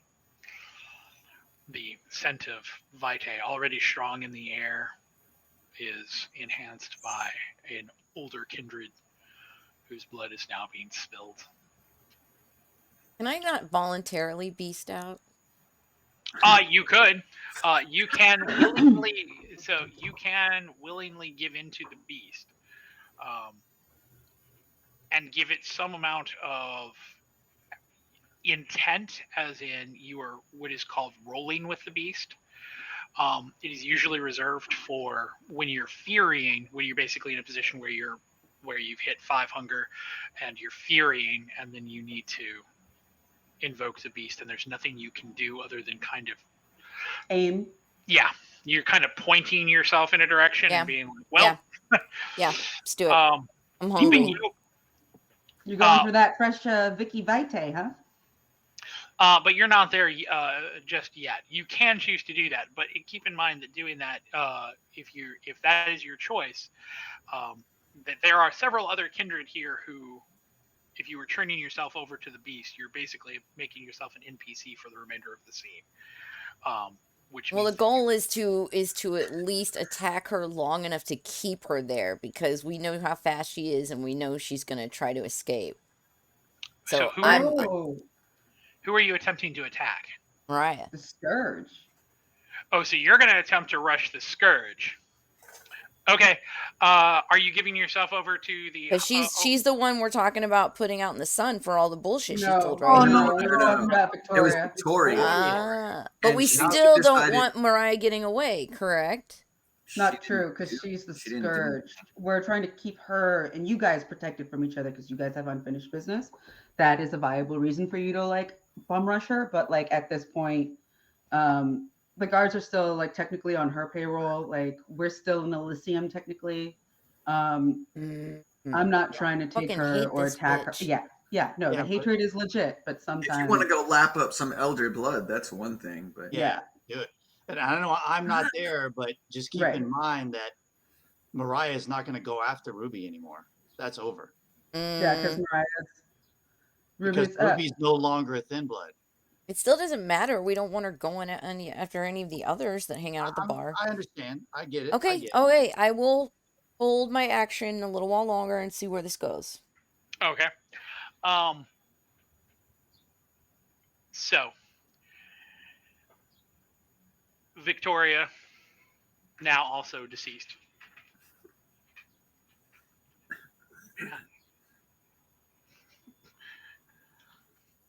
One but dust. Dum, dum, dum, dum, dum, dum, dum, dum, dum, So, dum. when this happens, most of the other people who are there are kind of, even though most of them you're pretty sure would have said yay, Mhm. most of them probably would not have Chosen this. have chosen something quite so violent. So there's certainly a look of Disgust. yeah, somewhere between disgust and Jesus Christ. Mm. I mean, like, you didn't have to go all that way. My God, you guys, this one, Victoria, is actually reminding me about the story I heard about England's first female serial killer. and like the way her execution, how it went horribly wrong. And the theory that maybe she wasn't even a serial killer, maybe she was just like another symptom showing typhoid like carrier, like Typhoid Mary, because everybody around her died from like crazy stomach issues and typhoid all the time. Yeah. But yeah, short rope drunken hangman. Happens probably more often than we knew. Especially with this hangman, who also said really horrible things while he leaned on her shoulders to get the job done. Alcohol does that. So, Ugh. outside Idaho, you were in your car. You've sent the text. Are you actually heading on with Threnody, or are you still hanging around? Well, Michael said that I was texted back saying take Threnody back to the apartments, right, Martha? Mhm. Okay. Get her help. Like if you were like have Threnody in the car, I'm like, take her help. Yeah. So yeah, I'm gonna go ahead and head back to the apartments. All misspelled and autocorrected. So, as you were starting to drive in the direction of the apartments, you glance out the rear view mirror, and you are pretty sure, as you're driving off, that you see Samantha being chased. Really? By someone fairly large. Mm. All right, I'll go see if I can help her out. Why not? Okay, how are you going to like try to pull around the block, or are you going to like try to like pass through traffic and try to follow down the alleyway with your car, or how are you going to? Or are you just getting out? Are you basically going to like immediately park the car and jump out? No, I'm staying in the car. So she's running from someone into an alleyway. Mm-hmm. Well, that's not very smart. Maybe I should just let her die. I was about to say, this guy could be solving all your problems right now. No, actually, I kind of have Baby mama drama. I have a different attitude now about this whole thing. I'm starting to think a bunch of more vamps wouldn't be a bad idea. Not that we need her around for it, but I also kind of think she's sort of in a weird way on our side. But I mean, I'm gonna go see if I can take a peek. I will kind of do a quick look, like at the situation around me. If it looks like I can just flip a Yui and get away with it, I will. If not, then I will take a more roundabout way to try to anticipate where she will be and intercept her and kind of see what's going on. Okay, so the traffic is actually is kind of difficult to get across right at that point. So you do have to kind of go around the block and flip, kind of circumvent it. As you go around the block,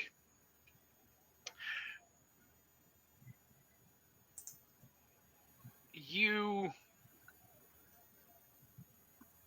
smell Vitae as you get around near there. And it's not just Threnodies. Threnody has actually done a remarkably good job at attempting to keep all of her bodily fluids off of the inside of your hearse. Okay, awesome, thank you. But it is reasonably strong when you flip around. When you get to the other end of the mouth, you don't see her come out, but you're pretty sure your nose is telling you that they're still in there. So I don't see anything in the headlights of the car. No. Jesus Christ. I'm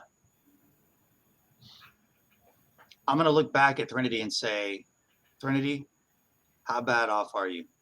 Do you need help right now, or can you wait a little bit? She kind of hauls herself up and kind of in a ragged voice, she's like, who we need to fuck up? Really? How about this? This is why I love Philadelphia. Say, if it looks like I'm getting my ass handed to me, you can drive yourself to the apartments, right? she opens the back and gets out of the car. All right. And as she gets out, she's like, "I'm not letting you do this by yourself." Okay, sweet. Let's go. So I'm gonna get out the car and I'm going to see if there are any rats around that I can maybe chit chat with. oh yeah, that's not even a problem. There are definitely rats like right there munching on some garbage. We're in a dilapidated fucking. There's prison. even a raccoon. I'll call anybody. I'll convene. Little king trash mouth. Yeah, let's have the whole trash rats come on up. And I'm I basically. said you were gonna do like a whole like Ace Ventura, just like. That's right. And get And have them all like fly out of their hiding places. He's So, Hobo okay. Snow White. So the question I have for you is: so are you going to like do that right on the street where everybody can see? Or are you actually going to go a little bit into the Well, alleyway? I would have. In my mind, I guess I should have said this since you can't read my mind. I would have driven into the alley some. I can indeed read your mind. Get those thoughts out of your head. I don't look like No. Now that's what I imagine too, though, Idaho. Just Is that you would at least hey, you would close have on. that you had at least gotten like the front headlights into the mouth of the alleyway, so you had light. I mean, I guess I was assuming the alley could fit a car. I mean, am I wrong? You probably could have, but there's a dumpster there near the So alley. basically, I would have gone in as much as I could to try to get the headlights to see what they could see. Then me and Trinity get out and walk into the alley. And before we go too far in there, unless immediately we find out what's going on, I am going to call the rats over and the raccoon and the elephant. So when you get into the alleyway, there's lots of garbage here.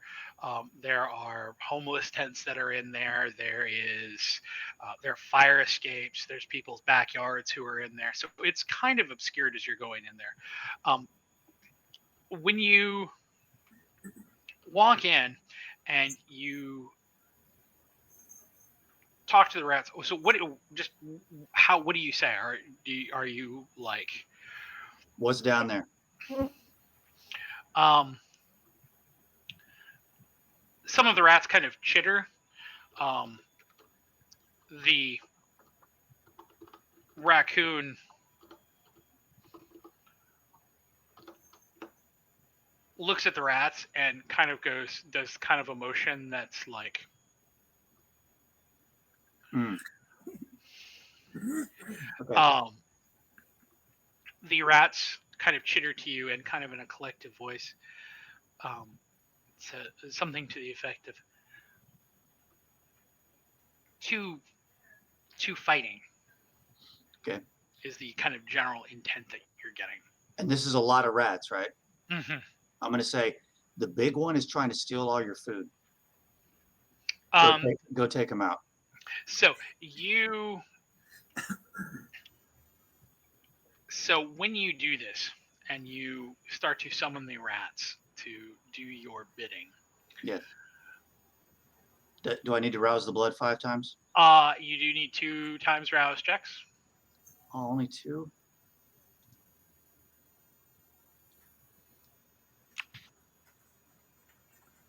I forgot I could have just clicked rouse. Nice. Nice. Well done. You're disappointed, right? I am disappointed. I like to have that edge. So do I need to do anything else, or is that it? Just rouse the blood? So when you do that, the next thing is a charisma and animalism roll with a difficulty, but your charisma is so high combined with your animalism that the target number is almost certainly a success on your part. So you don't need to roll. Okay. So unless you're hoping for like a messy crit, in which case we can totally still roll. Hell yeah, let's roll. Okay. So it is your charisma and your animalism. So do I do charisma first? No, Animalism first. Yeah, you'll do your animalism. One of these days I'll figure this out. Animalism. Just animalism. Oops. Something didn't happen right. Okay. How do I roll animalism? So if you open up the thing, Animal dominion. I got to go to the specific power. Mhm. yeah, right? and then you have to roll the one at the very end, right? It says charisma, discipline, and then there's a dice roll there. Okay, and 0 modifier, right? Correct. Oh, look at that. Only 2. Mm. Do you want to re-roll since you actually managed to miss the target number? Yeah, let's that's pretty Okay. funny. Let me I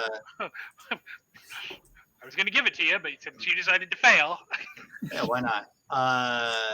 So I'm going to re-roll 3. there's almost no chance that this doesn't go through. So yeah, no. Okay, so you succeed. So the rats and some of the other trash animals. There's a couple cats that are in there. Nice. There's another raccoon that shows up. Honey Kind of just flood down the alleyway. As you get down to the alley, you hear what sounds like kind of a slamming or slapping sound, and then a what the fuck. I was hoping for something more shrill. As you head further down the alley, what you see is Samantha. It looks like she has actually attempted to put up some of a fight. She's not been particularly successful, but she has actually managed to do some damage to her attacker. She's got part of her face is swollen up. She looks like she's maybe limping a little bit. The attacker in question is not the longshoreman that was at the club that attacked Robin, but the other guy who was there. So one of the Northeast Anarchs. So one of the Northeast Anarchs. Oh, this is interesting. This is very interesting. I'm not sure how I can kill him, but I'll certainly give it a try. Oh, rats eat him alive. There's enough of them. I don't know if that's gonna. I mean, what does it look like? So he is. So at this point, he is attempting to brush them off, and he is throwing them off of him and kicking them away as they get close to him. But there are so many of them, even that it's definitely distracting here. Okay. Threnody is kind of limping into the alleyway with you, and starts to make a beeline for him. Yeah, let's go. I'm gonna go with her. I mean, I do have 2 points in potence. I mean, does that help anything? So you have, what do you do? Soaring leap and prowess. Prowess 264. I think it says once per session you can choose to automatically kill another vampire. I think it says that. Lol. Prowess. Vampires with potence gain far greater strength from their blood than those who lack it. Rouse the blood. When activated, add the potence rating of the user to their unarmed damage feat as well as to feats of strength, and add half their potence rating rounded up to melee damage. So not great, but I mean, I guess we're here to help, and I assume that Samantha's probably picking up on she's being rescued and maybe can fight back too. So maybe the 3 of us can do something with all the rats. Yep. So I will also, since what is my hunger at? 2? I don't know. Yes, your hunger is at 2. So in order to use potence, I have to rouse the blood? Yep. Okay. Oh, now I'm at a 3. And this is going to be a feat of strength, you said? Okay. Yep. So let's rouse that blood again. I want to increase my strength. Okay, so your strength is increased. Now I guess we're just going to gang rush him and see what happens. Okay, so your intention is literally just to basically rush him and go ham. Yeah, and if we can get the upper hand, I mean, let's kill his ass. Okay. So I mean, I'll just say, hey, Threnody, you take one side of his neck and I'll take the other. Okay, so Roll your strength, so that'd be 2, and then roll your. I guess this would be, since you're just rushing him unarmed, your brawl. So actually,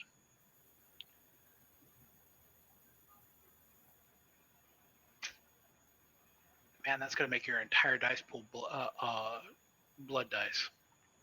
Yeah, I mean, I don't know what else I could do. If you see some way I can try to improve this, great. I mean, can I say I'm sneaking up on him? You could say that you're attempting to like stealth sucker punch him, which I would give you, but then that puts it's still 2 and 2, so it'd be 1 and 3 would be your roll. It's an alley. There's got to be some improvised weapons here, glass bottles. Yeah, but my melee is 0. Yeah, so it doesn't. Yeah, it's not, I'm not. This is not my my thing right here. So I'm just kind of what kind of assistance am I getting from Threnody though? That's the whole. I would not have even. Oh, I guess that's like so. You could add 1 to your dice pool for that. So it'd be if you wanted to sneak up on him, if that was the kind of the indication that you're going to take, since he is distracted by the horde of rats that are crawling over him. You could I would certainly give you an additional die for that, and make it so you'd be 2 and 3. Okay, I mean, let's give it a shot. So what do I do? Stealth? Yeah. And strength, and then I get a modifier of how much? 1. Jeez, that's not much. And since it didn't roll the additional die, roll 1 white. Oh, I thought I did a modifier of 1 on there. I don't know what happened, but roll the 1 white. Oh, because my strength isn't increased from the rouse. I forgot. You should have added 2. I should have added 2 die.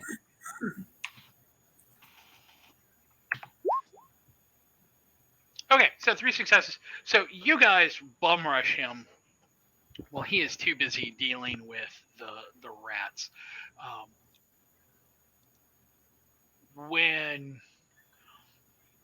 he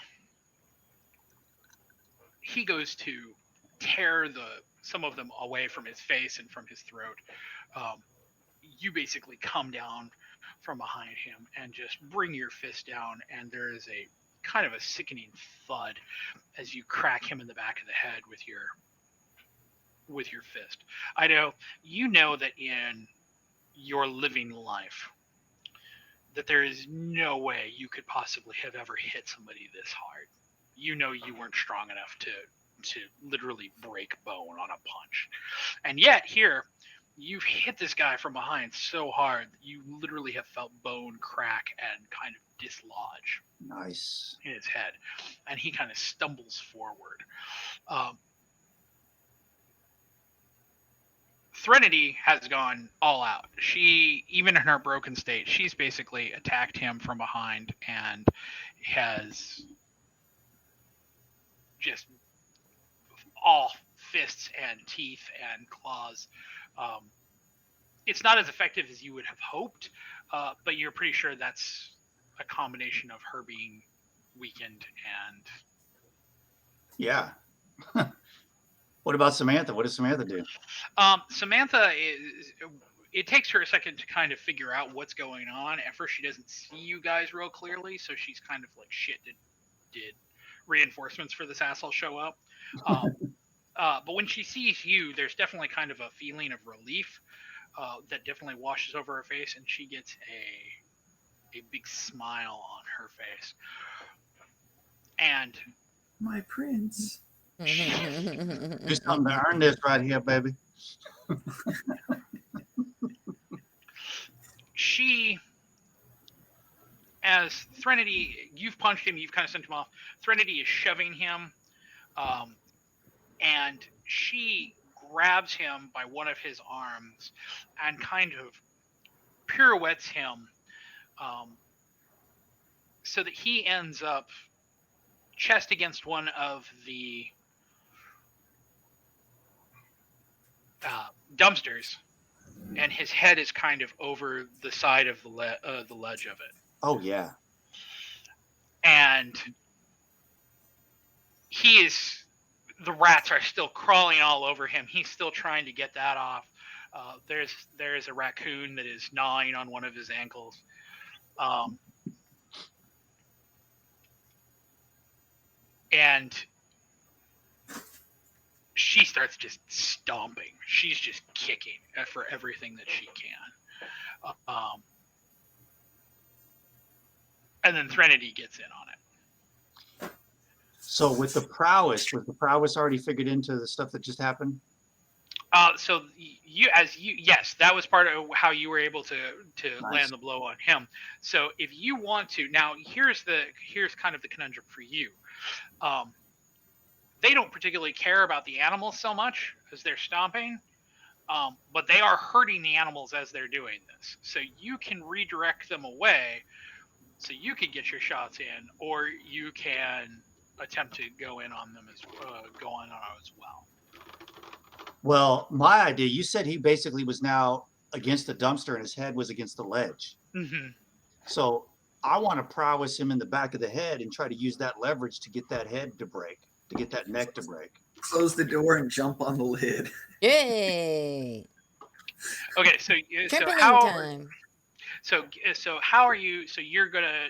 Well, Are is you prowess, I mean, do I have to use my fist for prowess, or is it just physical force? It's just physical force. Oh. So are you basically going to jump into the dumpster and attempt to like pull his head over to the side, or how are you planning on doing this? I was just going to punch him in the back of the head and see if I could get that to work, but now that I realize it doesn't have to be a punch, I'm not sure I'm ready to call the rats off just yet because I think they're helping us. It sucks that some of them are getting stomped, but such as it is. I think I will. I think I will jump in. I might just end up pulling him in there with me, but I don't know. And I'm going to grab him from the back of his head and using my leverage, just try to basically choke him. I guess he can't be choked to death, but basically like break his neck. So when you do this, roll. This would definitely be a strength and brawl roll. So roll your 2. Excuse me. Am I getting any further help from anybody? Yes. Oops. Let me raise strength to 2. Are we going to remember to drop it back down to 1, right? Yeah. When we're done? Okay, great. Brawl plus strength, and then what is my modifier? 2. You get an additional. So because they're both helping you here.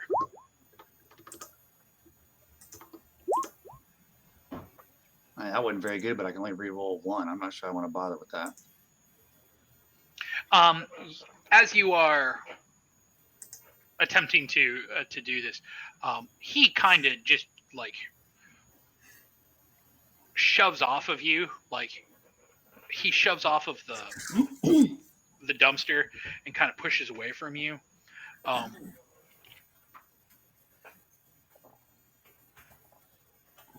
And as he's kind of like brushing off the rats, he's kind of like, fuck this. And just starts to run away from Samantha and.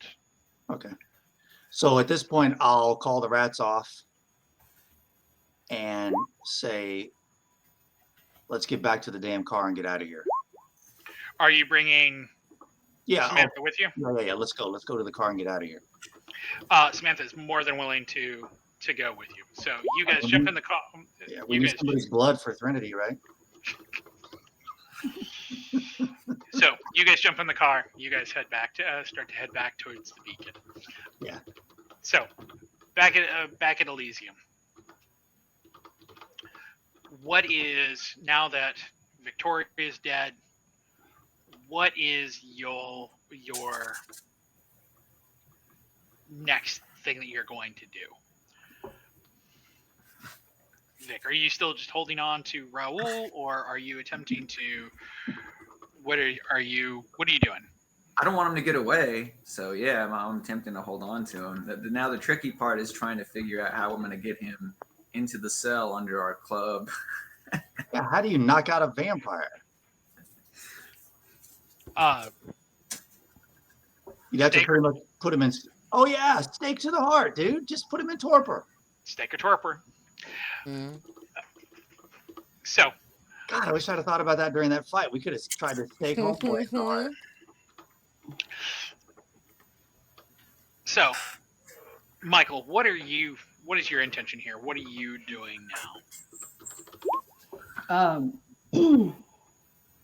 So the current scene on the inside of the Panopticon is basically everybody's just like, where are we there? So now with Victoria dead, Bianca, Nora, Royce, Renata, Imogen, Hector, Valentin, Mariah, Raul, and then you guys. So there is a small crowd of kindred that are there, not counting, of course, all of the guards with automatic weapons who are around the room. But it is also not entirely difficult to see that you're kind of outnumbered here. Yeah, it's time to leave. So so I'm gonna turn to Mariah and everybody, and so with our work done, is this Elysium drawn to a close? Mariah kind of holds her head up and she goes, I think it fucking is. I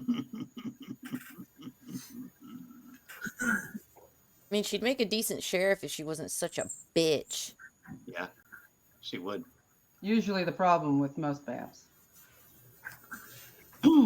Upon that, I try to go to the nearest NOS if there is one in the room. The nearest NOS that you know of would be Brittany, who is down the hall. Oh, okay. What about and there's no other in the room? No, it is just those kindred that I listed. I don't know which ones are NOS or not, so I'm gonna have to ask. That's why I'm asking. Okay, thank you. That was it. I was just trying to get a hold of other rats so we can go ahead and tend to Gigi's corpse before we dip out, pass him off kind of thing. As far as I understand, there's no moving Gigi. Yeah, exactly. But not us moving him, but at least letting the NOS know where he is. I want to let his coterie know where he is and why we can't move him. I mean, you could theoretically tell Brittany to go do it. Okay, yeah, I'm gonna let Brittany know to go do it. Is there any way that we could secure his location? Also,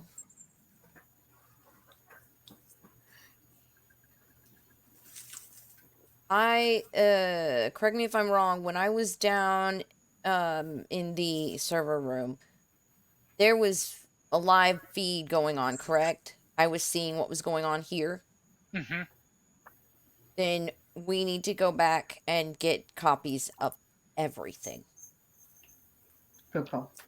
So you are wanting to head back down. I want footage of what happened tonight. Okay, so. And I guess on the way, I'd be looking for Ruby. Is the guy with the other laptop around? Is the other laptop even around? No, that particular guard, he's not among the corpses that you can see. Not that you'd be able to know because he had a helmet on, but you don't see a laptop in the Panopticon anywhere, or broken pieces of one. So you can assume pretty safely that he either said fuck this shit at some point and ran, or somebody grabbed him and said, "What are you doing, dumbass?" and pulled him away. Yeah, pulled him out of the line of fire. I have a presentation to complete. I'm going to complete it. I get college credit for this. There's no time off. My boss said I have to come here even when I'm sick. So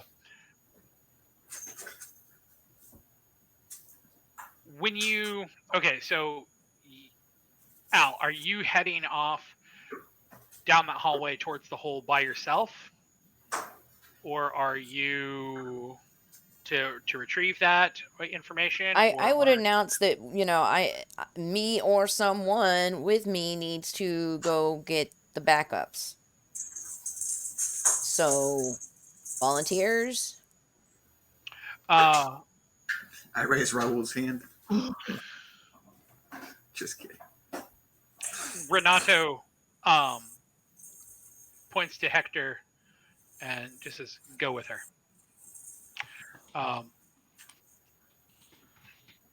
Hector comes up next to you and kind of nods and is like, "Lead the way."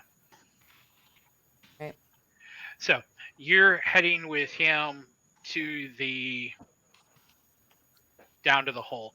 Do you even stop to look in the cell where Brittany was, or do you just walk right past there and not even? No, I would poke around and make sure that everything was at least how we left it when we walked into the main room.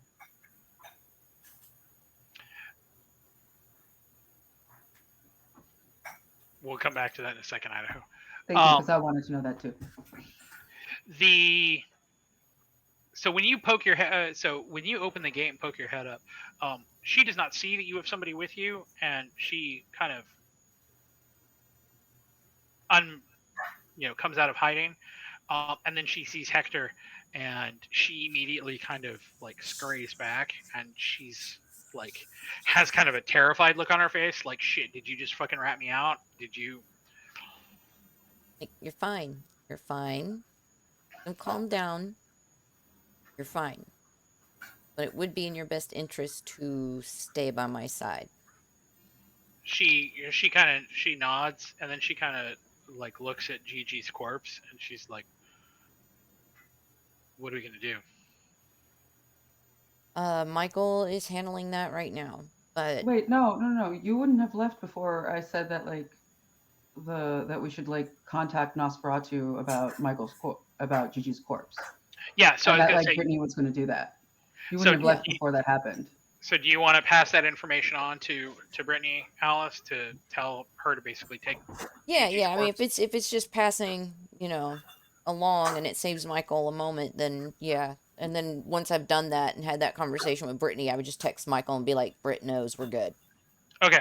So when you do that, she seems kind of sad about it, but she gathers up what she can of his now desiccated corpse, and puts it into her bag, and then she is off down the hallway, and she is gone. She very obviously does not want to fucking be here anymore. Wishing there was a way that I could collect some of the ashes myself. So you and Hector head down to the hole. When he gets down there with you, he is. Ruby's coming with, correct? Ruby's not there. Ruby is not with you. So We don't know where Ruby is right Yeah, I now. haven't seen Ruby Oh, since it was last Brittany. Okay. I'm sorry. I was mistaking that when Brittany Brittany and came in, Ruby. that. Okay. Sorry. So, nope, totally understand. So when you get to the elevator, the one there's the blood on the wall from where Gigi got shot. There is the blood that is now coming kind of thickly oozing down in the middle of it from whoever is stuffed up into the roof. It's the security guard that Yeah. Shaw took the uniform from, I'm sure. I'm just imagining. I know, Martha. The wine train. Oh, yeah. Yes. Just yeah. I just take a couple drops. If you had iron, if you have the iron gullet advantage, you can actually do that. I don't believe you do, but Doesn't come from her Kate. No, from her Bahari. Lilith. you do not have iron gullet. In fact, I don't think anybody does. Nope. Neither did Victoria. Ooh. No, she has the paper gullet. So when you head down there, the elevator still works. It's kind of an awkward, with the music going down, standing there with this kindred you don't know. It's in the middle of- skipping. Yeah. The abandoned prison still has music. When you get to the bottom, Hector steps out, and the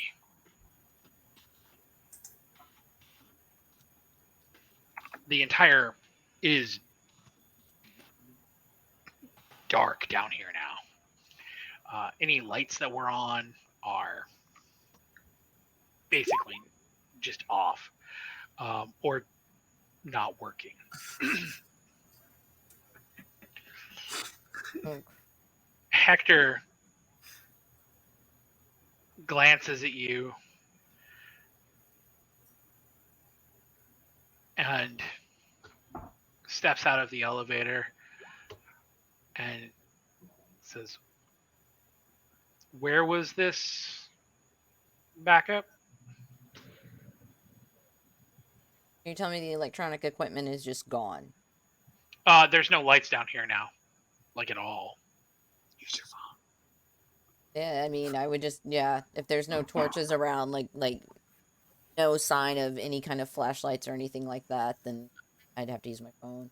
Yeah, no, the only light that's coming is from the actual elevator. So when you kind of open your light, turn your light on, and wander around down there, you find where the laptop was. The laptop that is there now looks like somebody has just trashed it. Screen's broken. Wow. The keyboard has been shattered. But is there any evidence that the hard drive's intact? Roll My tech. your wits and technology.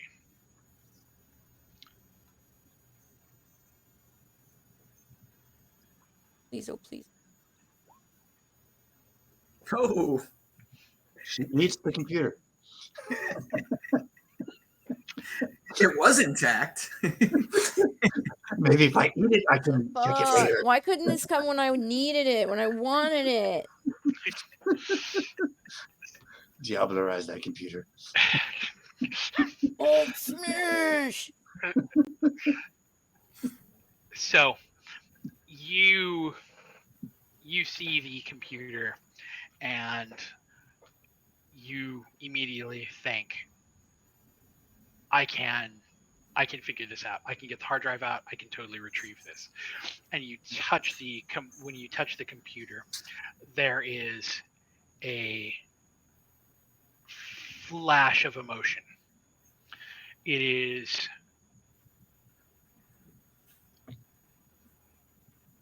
just a glimpse. And in that, you cannot see any details except a computer screen that was broadcasting the events that were going on in the middle of Eastern State Pen. And then a hand that reached out to touch the computer. And all of the screen just fizzed. And then anger. And a fist slamming down in anger on the computer. And before you can catch yourself, You do the same. you do the same. And as you slam your fist down and finish shattering the computer, Hector goes to grab you, and then he looks at you,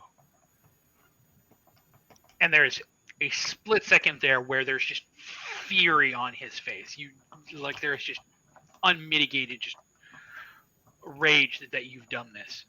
And then he lets you go, and then his composure comes back, and he goes, "Well, I guess that's done." Is there any evidence of any other technology lying around?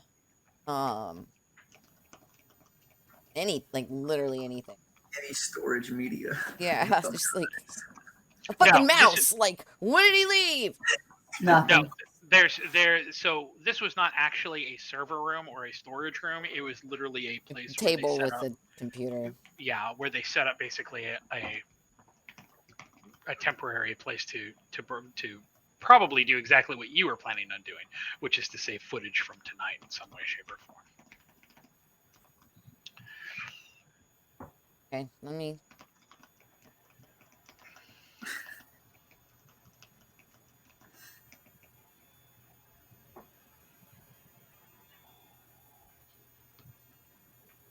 Would the NOS have been smart enough to set up a live feed? Probably back at headquarters, for sure. You could theorize about it. Maybe there's been an OS that they hacked it and patched into it, but without actually going there. If you had, let me rephrase this. If the computer had been in good working order, you probably could have rolled your technology Right. to get into the computer and see if there'd been any tampering with it. But given that the computer is now Then I'm probably I'm gonna text Noel, and The dead person. In torpor? or no, sorry. I'm.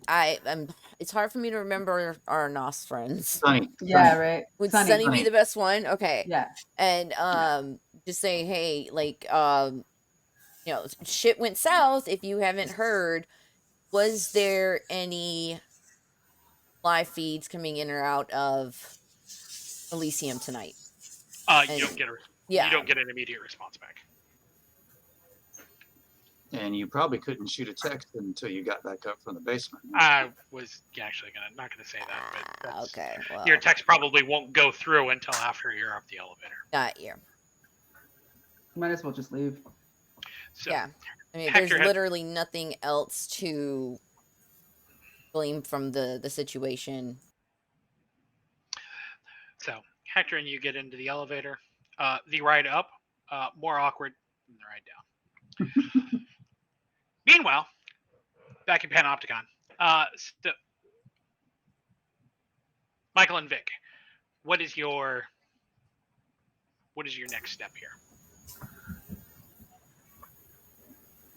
Trying to figure out how we're going to get Raul back to the apartment in a cell, or back to the club. Okay, so at this point, yeah, everybody's just like dispersing. Victoria's been dispatched, and so has whatever his Charles. So There's a bunch of Cam still and like the Scourge's guards, right? Yeah. So and at this point now they are all now focused on Raul as well. And there is starting to be a sentiment that is burgeoning among them that's basically something to the effect of, well, he was with them, so we can make him pay while we're here. Oh, no. I'm going to say, like, he's obviously under blood sorcery. Since he is of our coterie, we will take him home and deal with him. Since the only person he hurt was our fellow Anarch and our ally, this is an internal affair. It has nothing for Cam. Mariah steps up and says, Nothing for Cam. Any information we gain will be shared. Mariah steps up and says, I might agree otherwise, except that he violated the tenets of Elysium. And she didn't? No, Sorry. she didn't. Again, somebody compelled is not held accountable. Imogen Should not be held accountable. Imogen looks at you and says, but has he been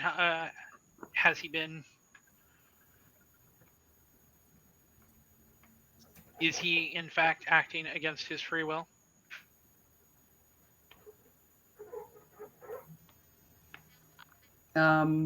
We've known him for a long time, right? He's been Trinity's right. Oh yeah. Mhm. I'm gonna tell them about the kidnap and the thing, and how there was something that we couldn't find. And how he was also kidnapped the same night as Adelaide. Yeah, and I'm going to state all of those. Yeah, so I'm gonna put all the arguments for blood sorcery down. Be like, he was kidnapped at the same time. We tried to see what they did to him. It was blocked because Al did when we got him back, because we were like, this is really shady. And I'm like, the best hope right now is to see if we can find the source Of the compulsion, because he's not the only one. Right. Imogen goes to speak again. Renato kind of raises his hand, and he says, "We will leave him in your custody." Thank you. He says, "However," he says, "we will also be conducting our own investigation into this." I would have expected nothing else. He says, if he is truly under some sort of mesmerism or otherwise have been dominated, that does not make a lack of guilt for his actions, and there will still need to be some sort of punishment. It says, on the other hand, it says, if that is not what is found, if he is operating of his own will, it says, then you can enact the punishment that is required by all kindred, said, or we can. But the argument will not be over whether the punishment will be enacted. Understood. Yeah. Agreed. Until we get until that bridge comes. Renato, continue our paths. Renato turns to Imogen. Imogen turns to Valentin, and Valentin produces a perfect cylindrical steak that Valentin hands to Imogen, who hands to Renato, who then hands it to you, Mr. Starwell. So I go and put Raoul in torpor. So you are going to walk over and stake him? It's just gonna put him in torpor, right? Well, it won't so that doesn't put him in torpor. So when you stake a kindred, that puts them in a state of paralysis. Yeah. And I'm going to talk to him through it. I'm going to talk to him like he can hear me through this madness. So he is still thrashing when you walk over to do this. Meanwhile, Royce behind you. This is an act of love.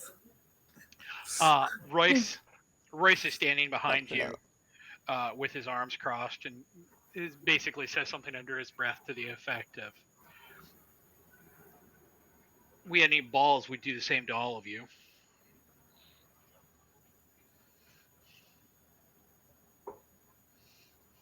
Like to us? Mm-hmm.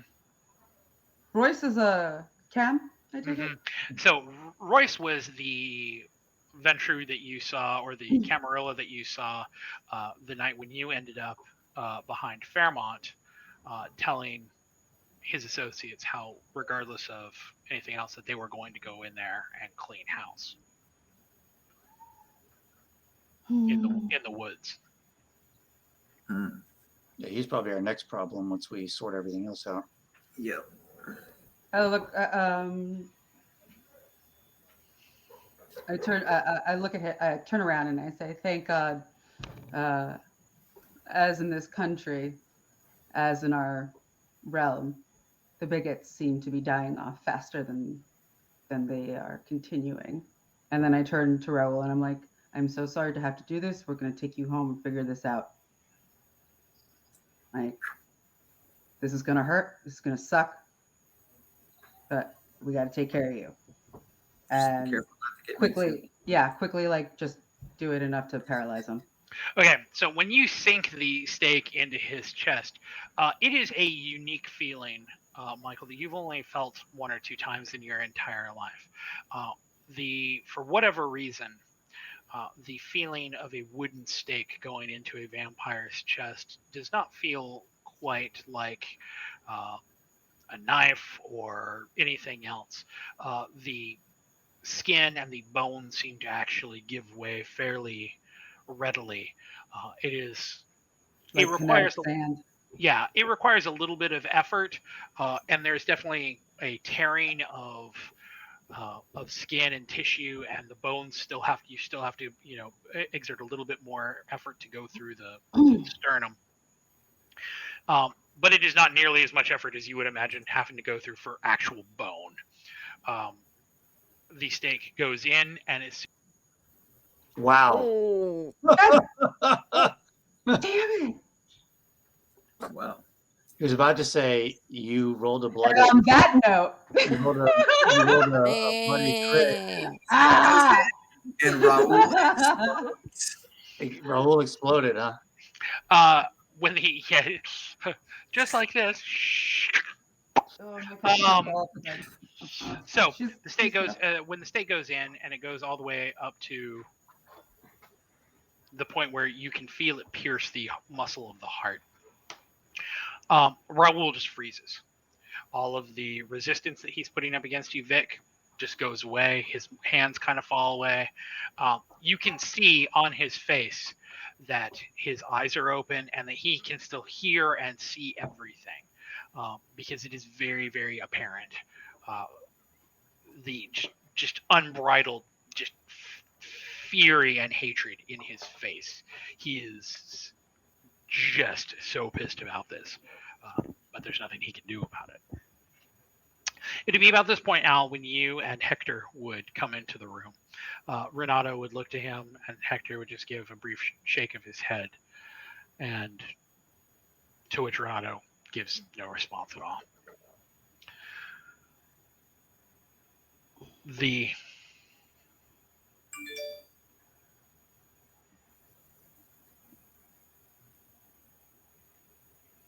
Nora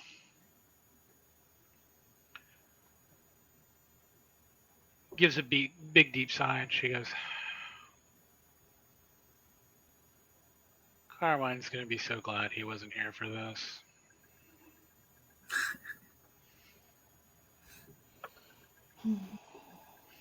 I'm sure he will be. The Bianca kind of taps her foot a little bit and are we done? For now. She spins on her heel and walks off. The Royce follows after her. Nora stays behind, hanging around with you guys for just a moment, but she, in turn, after a little bit, kind of wanders off on her own. Mariah also departs. And as Mariah starts to depart, the armed guards start to filter out of the room, leaving you with Renato, Imogen, Hector, and Valentin. Renato turns to you, Michael. He kind of gives a short, gracious brow. He goes, we'll be in touch soon. And with that, he turns and loops his arm through Imogen's, and the four of them leave.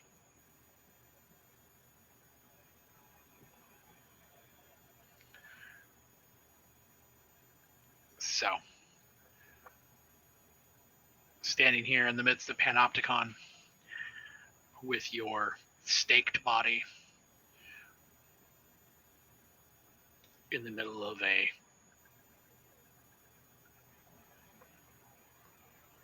very, very changing evening.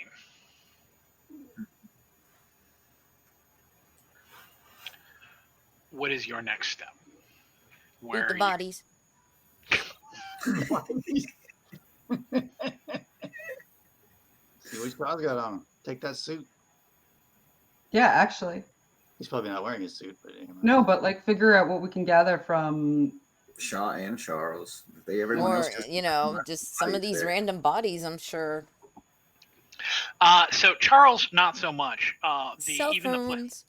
Even the place where Charles eschewed any sort of cell phones or anything like that, and Shaw obviously couldn't use them. The skull where Charles, or where Charles's skull was, excuse me, has basically just withered away to just dust and ash.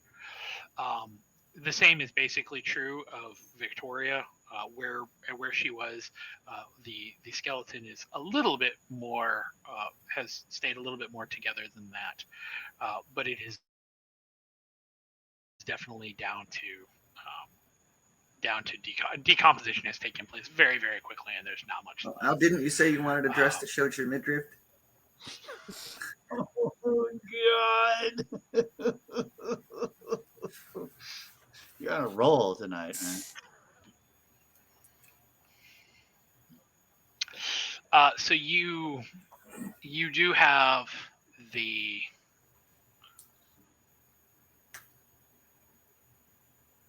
only really things that you could do. You could go through the ashes. You could attempt to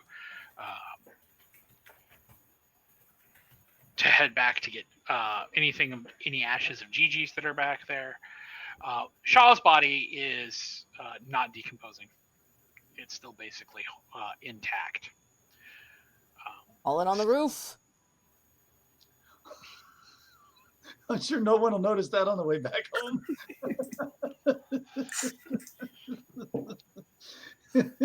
It's the ant from Vacation. No. I mean, we'd put him in our trunk. I'm saying put him on the roof of the club. Yeah, Clyde will love Light that. him up. Oh, yeah. So, But okay, I would so definitely go back and get some of Gigi's ashes, if not for my own occult. okay, so you're reasons. going to head back and get some of Gigi's ashes. Are you also going to get keepsakes from Victoria and Charles as well?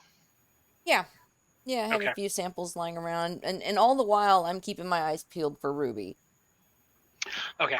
And Shaw, get a sample from Shaw. Just take. That's what I'm some. saying. Like the Are you guys voodoo style shit. Have little samples of everybody.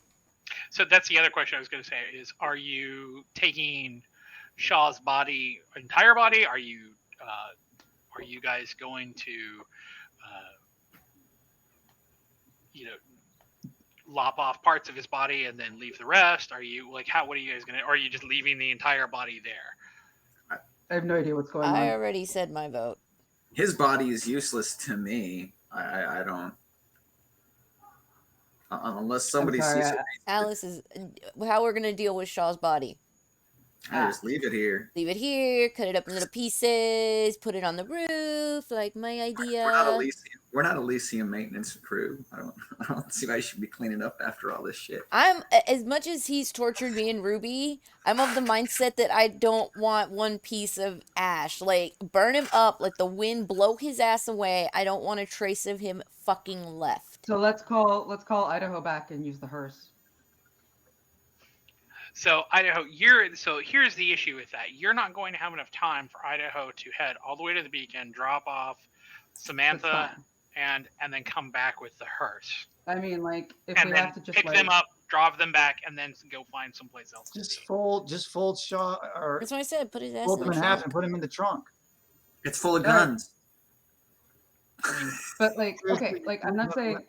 Is it possible to get Idaho to not go to the apartments, just come back, interrupt his journey? With Samantha and Threnody, add the dead, and then continue all forward. I would say at this point probably not. I would say that that turning around at this point for him would probably take too long. Take his head, put it in a bag. Let's go that way. Leave the rest of the body. We sure he won't just grow another one? No. He got diablerized. Like he's gone. There's no. Yeah, I just want. You're speaking to Pixie. This is Alice. I know. I'm just saying he's gone. Well, I'd want to burn his body up too, just to be sure. I'm okay with burning his body up. I just want to take his head as like proof still. Let's eat his brains. So I guess just to Okay, And so how are you going to do this? Or Vic, are you just going to attempt to rip his head off, or are you going to take the body with you guys and then do the dirty deed when you get to the club? I'm sure Clyde will love cleaning that mess up. well, here's the problem. Like, How are you going to there, get the two bodies out in the Charger? yeah, in a from a prison that opens straight into the street and is like blocked off from the entry, right? Yeah. Mm.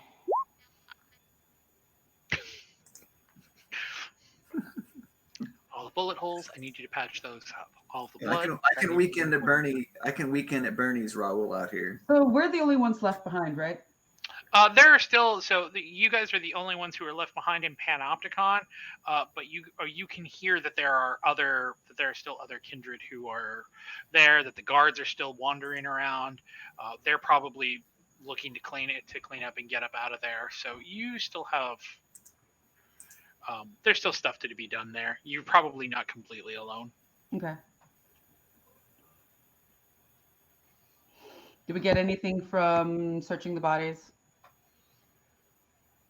I mean, other than Ash and like clues or anything from previous? no, Victoria had a really nice garter on.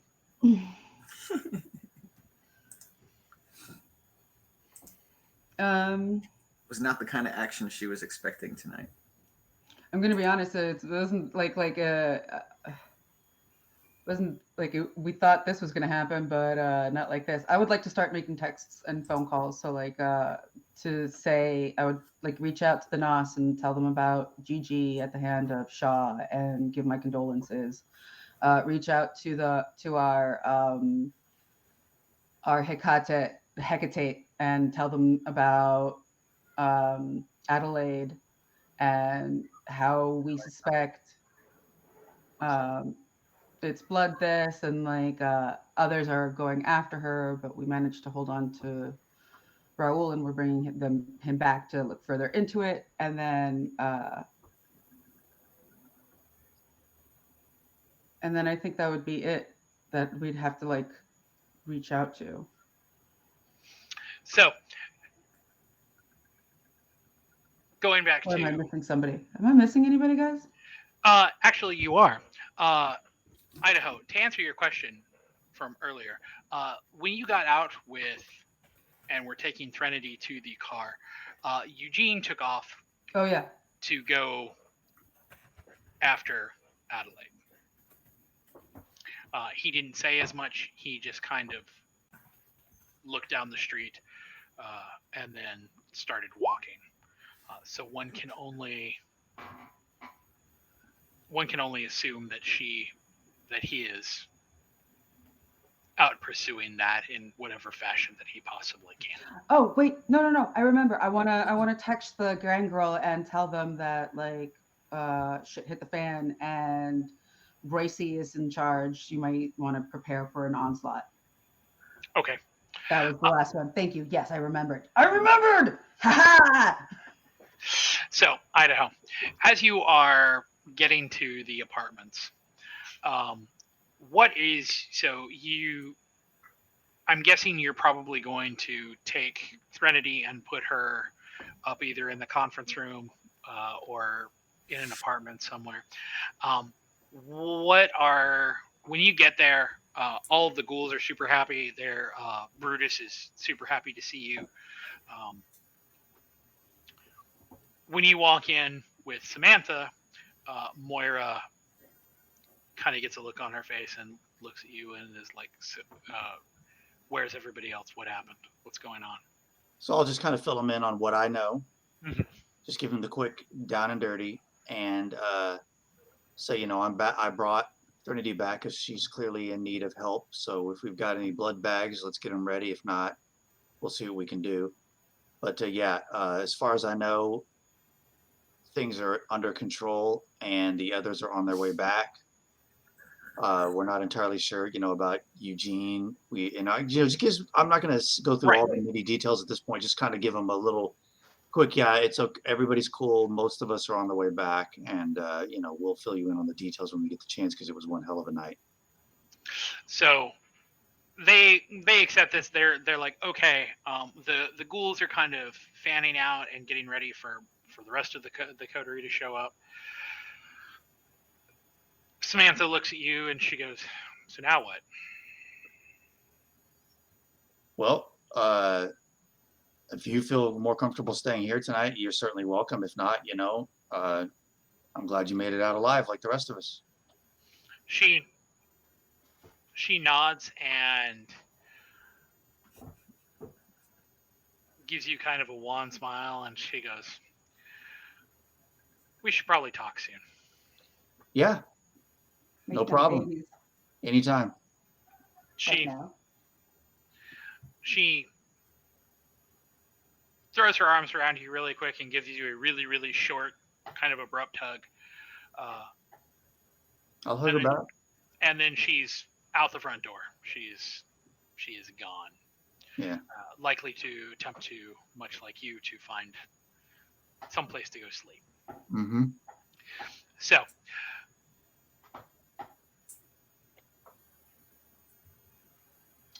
what are you going to wait for everybody to come back, or are you also going to head out to attempt to? I'm not going to leave for the night yet. I'm going to basically, now that we're in, I'm going to send more texts and say, we got back safe. We're here waiting for you guys. How, you guys on your way back? What's up? Okay, so we're going to say that we're going to kind of fast forward. So what did you? So for the group, kind of final answer, are you guys leaving Shaw's body there? Are you bringing Shaw's body with? Are you bringing both Shaw and Raul? What are you doing? I'm bringing Raul for sure. I leave Shaw up to everyone else. You sit next to the bot. Personally, I don't care about Shaw, but it seems like there's How some much preferences. time do we have left at the night? It's heading towards sunrise. Yeah, let's just throw him on a rooftop somewhere. So you're just gonna dump. Dump the body on your way. Yeah. Okay. So you guys. Would we not have access to the roof here? At the penitentiary, probably not. And it's not a really Not good really. rooftop. It's probably a lot of cameras. It's a museum right now. Yeah. I forgot. So you guys. Tourist location, you know. You guys depart. It takes a couple blocks before you find a place that's maybe 6 or 7 stories tall and has pretty easy access up there. You guys just kind of stash him in an out of the way place that you're pretty sure is going to see some sunrise, and hopefully nobody else happens to stumble up there in the next hour or two. Yeah, in the next hour or two, or during the day. What could possibly go wrong? And then the 3 of you pile back into the car with your paralyzed compatriot, and you head back to the apartments, where Vic, when you get in, Romano and Harvey are surprised to see you hauling a staked Raul and are just all sorts of questions. Just what the fuck's going on? Why is he like this? Why have you taken the stake out? Just tons and tons of questions for you. I'll try to explain what I can as I'm dragging his ass down to the cell. That's gonna be a walk anyway. So, Michael, when you get in, all of the ghouls that are there, Rhea and Moira, are all super happy to see you, and Moira is already kind of shuffling you towards your penthouse, kind of fending everybody else off and being like, we'll answer questions when in the morning or in the evening, and try to figure out what the next, what's going on. Alice. I also leaned into her real quick. I was like, also, I had an idea, seeing how things are going, and I need you to start working on this quietly and quickly. See if we can set up a vet within our alleyway. She gives you a weird, questioning look, but she's like, "Okay, we'll add it to the list." Yeah, just another building that we have access to on this block. We can turn into a vet. Al, when you get into the apartments, Lane rushes up to you and throws her arms around you. And then she looks you and she looks around and she says, "Where's Ruby?" Yeah, I'm wondering that myself. I was hoping that she was going to be at your apartment. Lane looks around, and when she looks at you again, her eyes are full of tears. And she says, "This isn't how it was supposed to be." Well, no shit, Sherlock. We Look, don't. I We don't. get you're upset, but it was a total clusterfuck. Reassure her that she's okay. She doesn't know that Ruby's like. I mean, think she's Ruby's last dead. no, I'm not gonna lie to her. Last I saw, she was alive, but just completely out of her mind, and she just disappeared on me. I did not see her body. I have not After seen. having diablerized a very powerful vampire and probably no longer being it was not in my control. I mean, I was, about to be eaten by Shaw or worse. And, she saved my ass, but in the process, lost her fucking mind. You can cry for her all you want, but it's nothing that could have been helped. Lane nods and walks with you back to your apartment. So, Idaho, final thoughts. We don't have time to feed. We will handle that on the beginning of the next evening. Yeah, because normally I wouldn't care, but a couple of us Everybody's are about to freaking Hulk out. Yeah, that might be some extended feeding scene. It's okay, I'll put you in the cell with Raul. I'm still trying to figure out what the reaction is going to be to this and how much Idaho knows, because I don't think Idaho, unless Idaho was standing there just now. If I remember correctly, Idaho doesn't know that Shaw's dead, doesn't know that Gigi's dead, because I think Idaho left before that reveal. No, because I'm pretty sure that when she showed up and threw the body in, you were still there. I left before that. He left as soon as I grabbed Raul. As soon as I grabbed Raul, he grabbed Trinity and because I was thinking, I need to text Sunny and tell her what happened to Gigi, and then I went, wait a minute, Idaho doesn't know what happened to Gigi yet.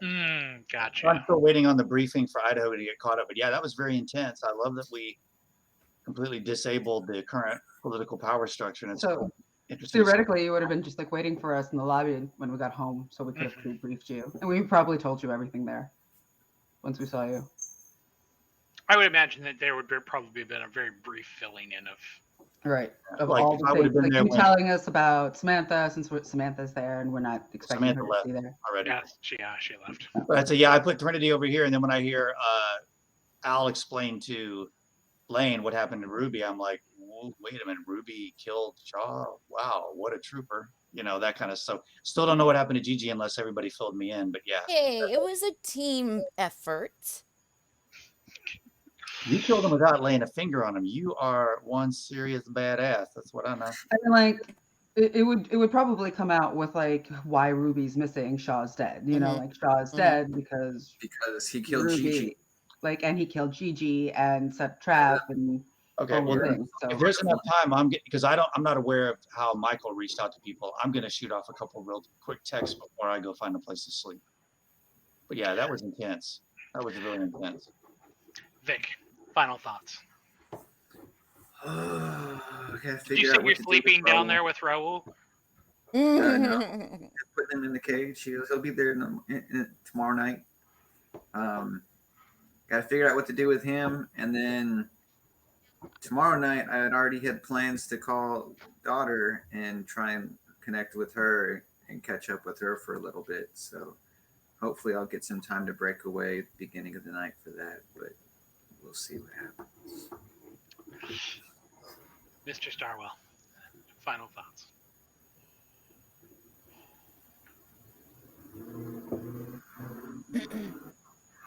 well, the die is cast. Might as well sleep it off. See what happens in the morning, where everything falls.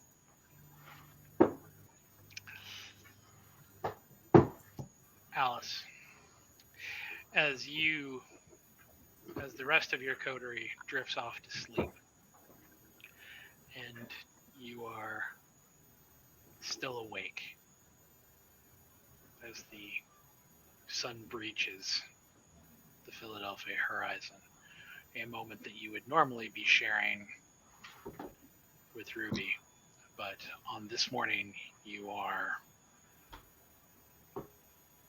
by yourself. Final thoughts. Just, completely wrapped up in where would Ruby go, what would she do in this mindset, just the typical rantings and ravings of a Where's my Malkavian. girl?